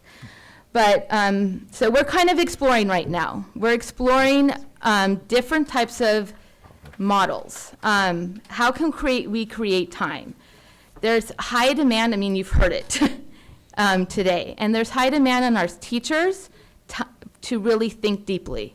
Our students are now required to really think deeply, and that takes time. So how can we shift our days so that there's longer blocks of time to really engage in that, and then to create time for our teachers to really have the time to really think deeply, analyze data, and talk about what are the next steps. So our teachers, we've been working on Saturdays. We are working on minimum days. We are coming in during our intersession, which is their summer and my summer, which is the first time I've never had, and it's kind of hard, but we're going to be working because we really believe that we can create something, and I think if we build it, and we do a great job, I know Santa Barbara, you don't have to sell things, it's word of mouth. And if something is happening really well, people will start to come. It might take a while, so we might need some help at the beginning, but I really do believe that if it is anything like what is in my head, it will be amazing, because what's in my head right now looks amazing. So that's kind of where we are, and there, and I'll stop. Okay. There's one slide that I didn't put in. It is in the narrative. The question of which school calendar is part of this, and we've spoken with the staff. The staff was actually neutral last year. They said whatever helps generate student enrollment.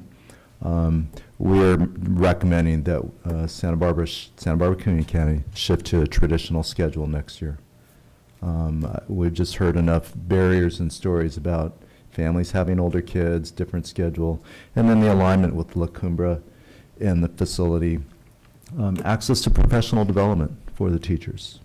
They can't participate because they're on a totally different schedule. So I am coming out to a PTSA meeting. I think it's in a week or two. So I'm going to explain to the parents really a background on this and why we are going to shift the calendar to traditional. It's important for the staff to know that because they have to start making plans for next summer. Okay, so just last comment. All right, so now we'll turn it over to the board for comments and questions. Mr. Perez Ulloa. One, yes, I call it the high school too, and people don't know what I'm talking about sometimes. But as I mentioned earlier when we talked before, I'm super excited about this. When I was at Antioch doing my master's program, I was handed a book called Schools That Learn, and I was like, that's funny, because I don't think school buildings can learn. But, because I feel just like we've kind of had this education system for so long, this kind of like framework that I was kind of, I've been a little cynical about, going like, it's not really going to change. We're kind of stuck with this Henry Ford model where we just kind of stick kids in rows and this is how it's going to be. But to be able to see something like this and to hear the enthusiasm and all the hard work that you're putting in, bless you all for putting as much work into this as you have been, because, it's not easy to sacrifice all your free time and all your minimum days to do this. But to hear about all this work and you know, as an education nerd myself, just to hear that you get to really kind of reinvent your school and make it what you want and make it what is responsive to the students and the parents is just very, very exciting for me. And I think you have such a great opportunity as educators yourself, but also us as a district to really show that we are adaptable as well, that we are a district that can learn, that can grow, and can be responsive to our community as well. It's just, it blows me away. I just feel so fortunate to be in the room with you all today and to be part of this district during this time period. This is, I think, why so many choose to be educators, because they really feel like they should be able to take the keys to their own education and really help drive it. And you all as educators get to kind of create the car for them and make sure that when they drive off the lot, they have the best, the best model that they can have. And again, I just commend you all for the hard work. Anna, thank you for really leading this. This is, I'm really excited about this, as I said. I try to be, realistic as well, but, it kind of gets away from me because again, my idea of what this could turn into is freaking amazing. And so I want to make sure that we keep working towards that image that you all have in your head to come to something that is not only, high end for our students and for our teachers, but also serves our community, serves our goal, which is to create reasoning citizens that will be able to give back to our community, but also prepare themselves for what the future brings tomorrow. And unless any of us has a crystal ball, none of us really know what's going to come tomorrow. But really creating that space, that place for our students to become prepared and for us to prepare them is again, I think, just really a blessing. And I wish you all the best of luck, and I support you. I can't speak for everybody, but I support you in this effort. And I'd love to sit in one of your brainstorming sessions just to kind of get the vibe off what you're all doing. So thank you. Ms. Capps? Thank you. Well, I have to say, when I saw this in the agenda, I was excited. It's intriguing. I think it solves some problems and some challenges that we've had. And so my questions, I appreciate your enthusiasm. I can feel it. I can feel it, and I'm excited. And so these questions are not at all about sort of any kind of questions about the enthusiasm and direction that has been started. It's really about OAS.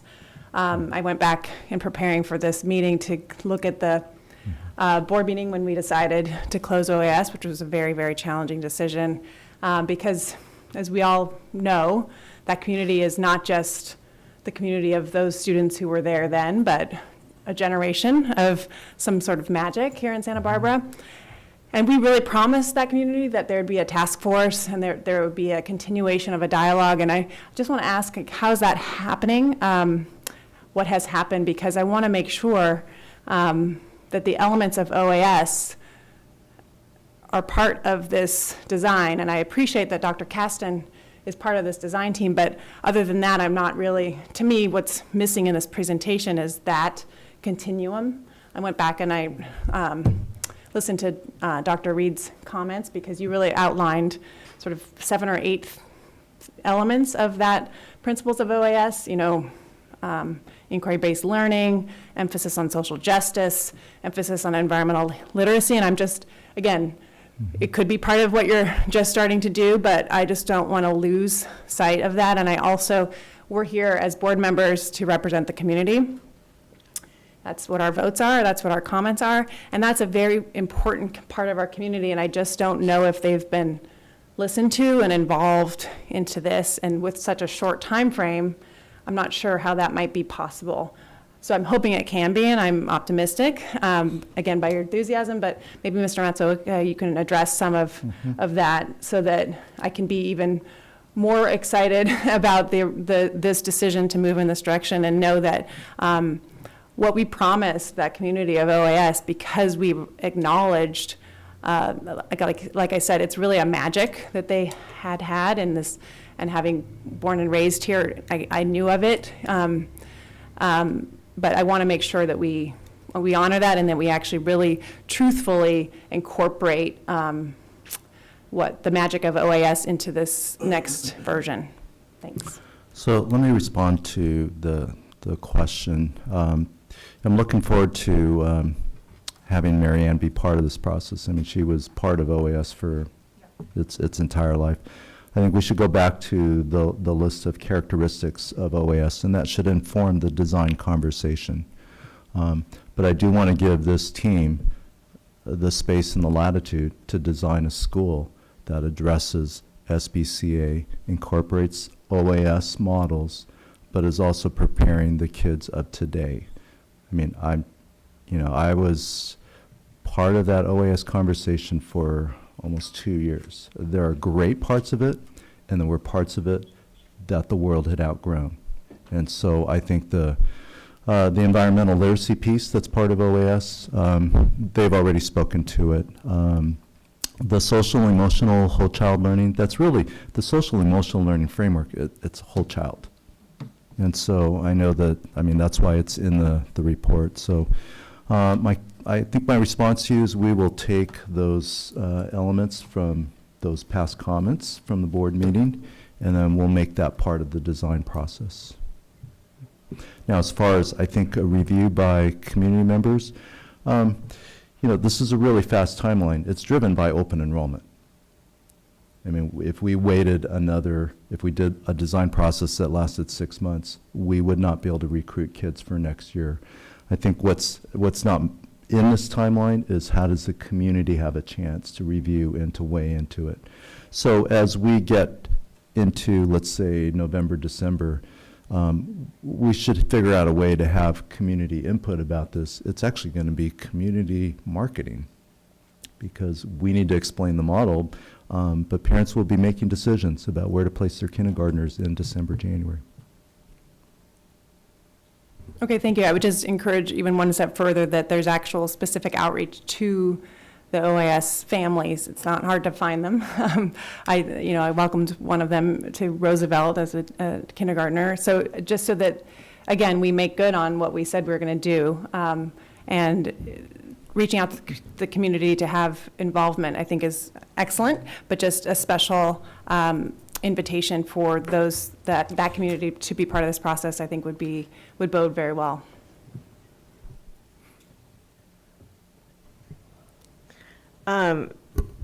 Ms. Sims-Moten, did you? Okay. Thank you, Ms. Capps. Actually, I had printed out that whole list because I do think that we need to remember our promise and our positionality with regards to the task force. I want to kind of back up a minute, and I want to acknowledge that last spring, when Mr. Matsuoka said that there was trouble in paradise at Santa Barbara Community Academy, I was very, very upset with the idea that there potentially could be down the line another school closure. And I was like, no, that just can't happen. So what I appreciate is that instead of saying, it's heading for its demise, you have tried to reframe and come up with a plan. And I think that wasn't the case. I don't think the district stepped in a number of years ago when OAS was struggling. I think there was a lot of steps along the way that could have had some support from the district. I don't know, I wasn't on the board then, but I just know from the reports and the stories and the community that I've spoken to that there was a gradual decline. So the idea that there's a possibility of reframing and rethinking and redesigning something that could be potentially even better, because we know that OAS at the last stage was not a place that we could keep open. And we all know, we can keep saying it when we still feel it. It was the most painful decision.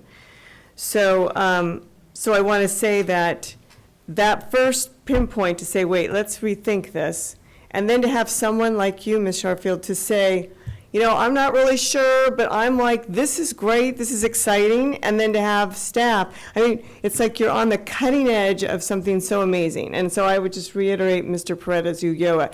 I wish that I'm so glad that I'm going to be a part of this and watching this, because this, to me, is the most exciting thing that we can be doing. And that is really creating a school that's redesigned, that's for 21st century learning, that is going to incorporate all the positive, great things that we want to make sure are listed and are incorporated and integrated from OAS, but it's also looking ahead to the future of what we need to be looking at. I do want to make an emphasis that environmental and ecological literacy through place-based education, which is something I'm very passionate about. I know OAS was passionate about. I know that now that you're interested in that, that is a key aspect that I think should be a part of the school redesign. I think what you're hitting upon with the STEAM, with social emotional learning, project-based learning, does redesign block thinking of how, it's not just these certain regimented timeframes that we're going to now teach music, now we're going to teach art, but the idea of integrating the curriculum within projects and work with that to me is what we have to be doing. It's just what we have to be doing. And so I just commend you for the effort and the work that you're going to have to do too. But I would think that it's also, as I say to my friend, you're on the precipice of potentiality. There is so much opportunity. Watch out for that. And I just feel like it's just a great innovative design. So what I'm looking forward to is, I know it's a quick turnaround, but I also think that it can be done. I want to also emphasize that I'm glad Dr. Kasten, Demetrio Kasten, is involved, and that we could include, I know some people that I could bring towards this conversation from OAS, but people within the community that have been involved through special education and work, because I think we need to really be thinking about how are we going to be supporting our special needs students or students with disabilities, and what does that look like? And so I'm excited. I can't wait. I think it's innovative to do something like this. I think we have to do something like this. And the fact that you're all here and wanting to do something like this is very amazing. And I support you all one day at a time. But it's great to be a part of this journey, I think. So I'm looking forward to the next step in this process. There you have it. Okay, so I guess I need to just turn to the board for a minute and say, how are we doing? It's 10 after 10. We definitely have some board policies, which are always fun. And then we also have the elementary instructional minutes. So I guess I'm just turning to my fellow board members. And 2 consent agenda items. So,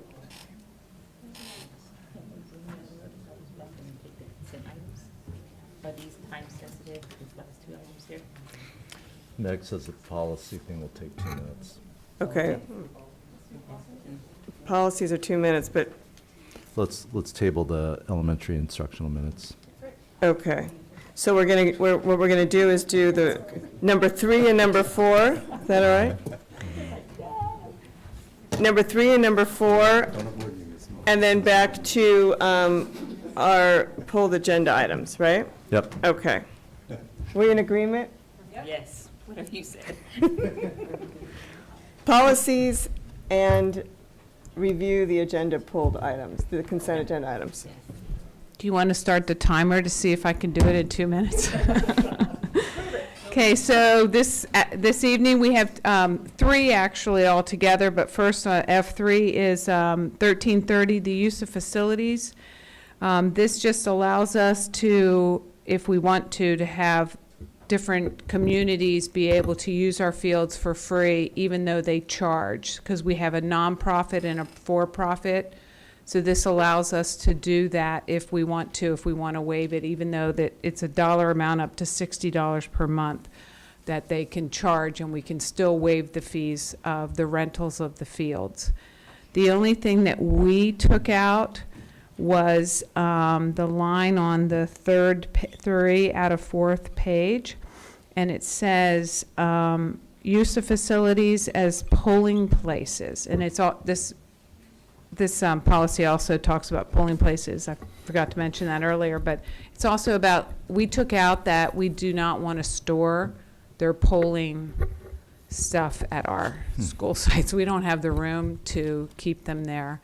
So that's the only one we struck out, which is in the red. Any questions? Any questions? Just for curiosity, the county used to ask to keep the polling place?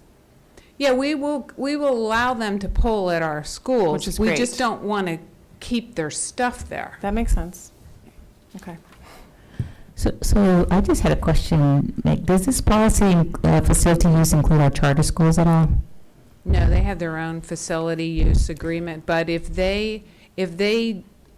people don't usually, I mean, I don't ever get Peabody's requests, and so, but if they're doing Franklin campus and Goleta Valley, that all comes through us.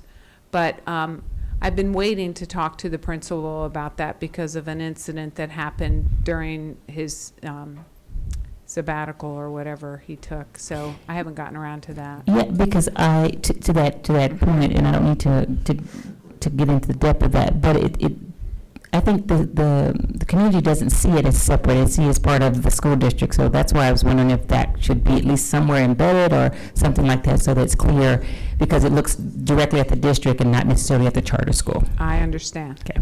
Yeah. Actually, now that I've been able to think about this just a second longer, I do think it's wonderful when our schools are used as polling places, as civic education for everybody, and sometimes it's the only way that community people would come to a campus. So I hope that wouldn't discourage. Do you think that you have a sense that would discourage? No, the I county? don't, because we don't store their things here, and they probably wouldn't want to store their stuff with us.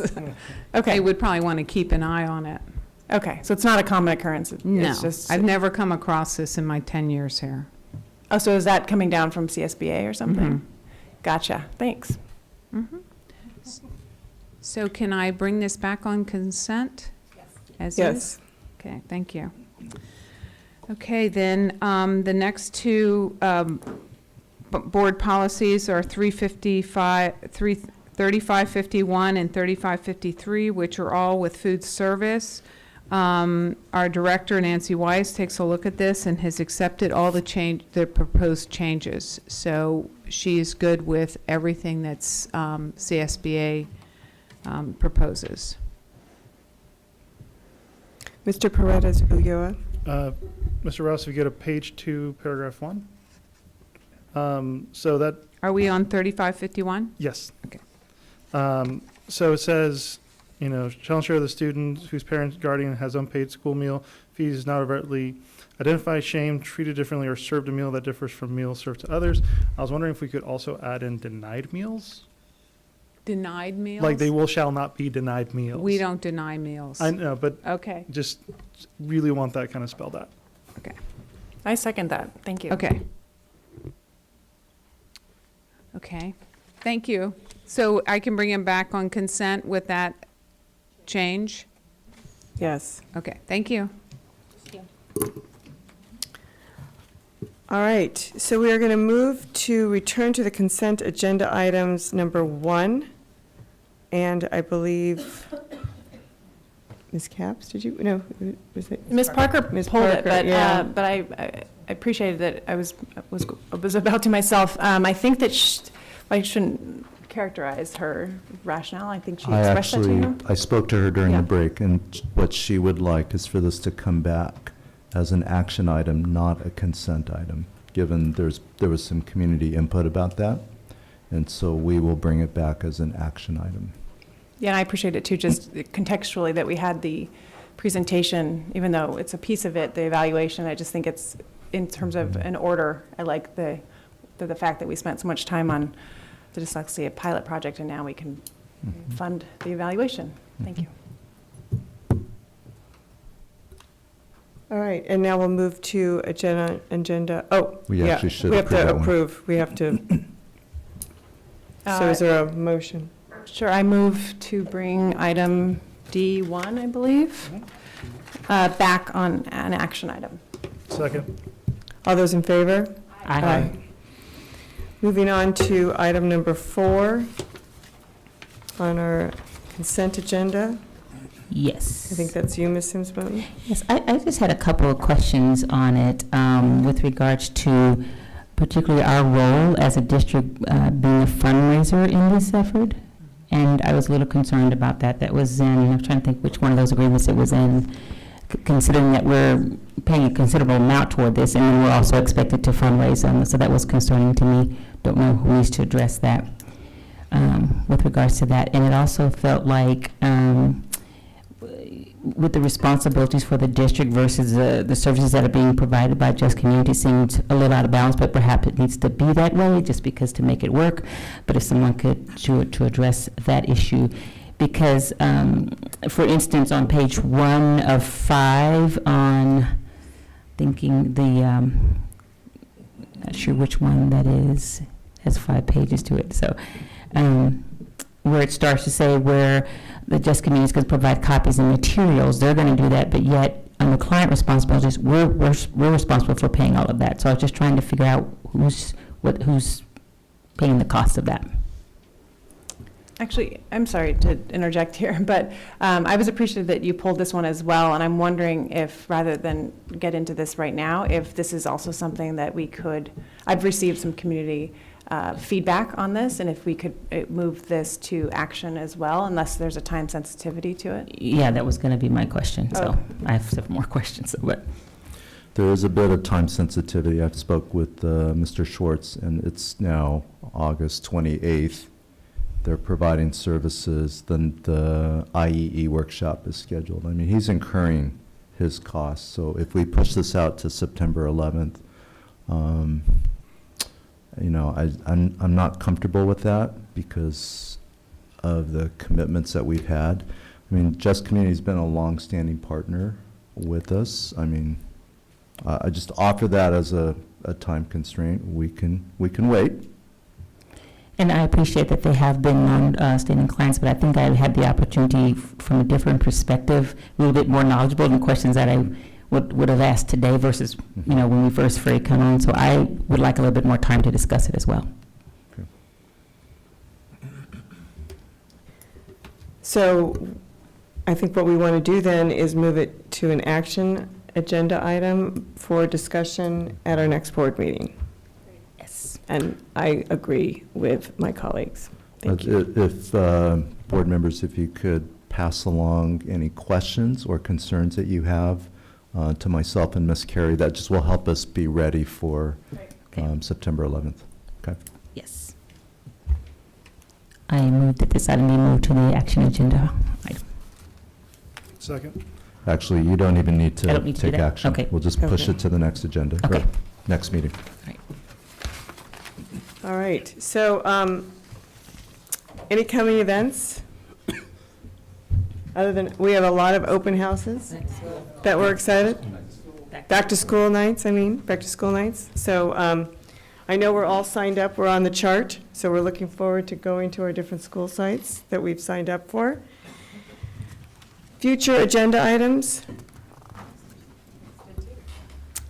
Yes, I do have one. I had I work with the CEAS group, and they're really focusing on I don't know what the juju juice or whatever it's called in terms of that, but I would like for them to maybe come and make a presentation on the work that they're doing in the community. I know they wanted to work a little bit more closely with us. I don't know if you've had someone reach out to you, Fran, regarding that.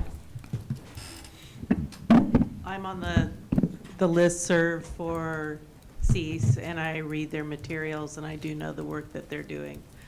It is a time constraint, but I definitely would like to, I think, having them present, and obviously that's work that we started doing last year. So. Okay, thank you. All right, we will add that to the agenda item. I know that we have a few of our other future agenda items that will be, they're in the process of coming forward, so. All right, so our next board meeting is Tuesday, September 11th. It will be a regular board meeting, and without further ado, I think it's time to close this meeting down. Thank you.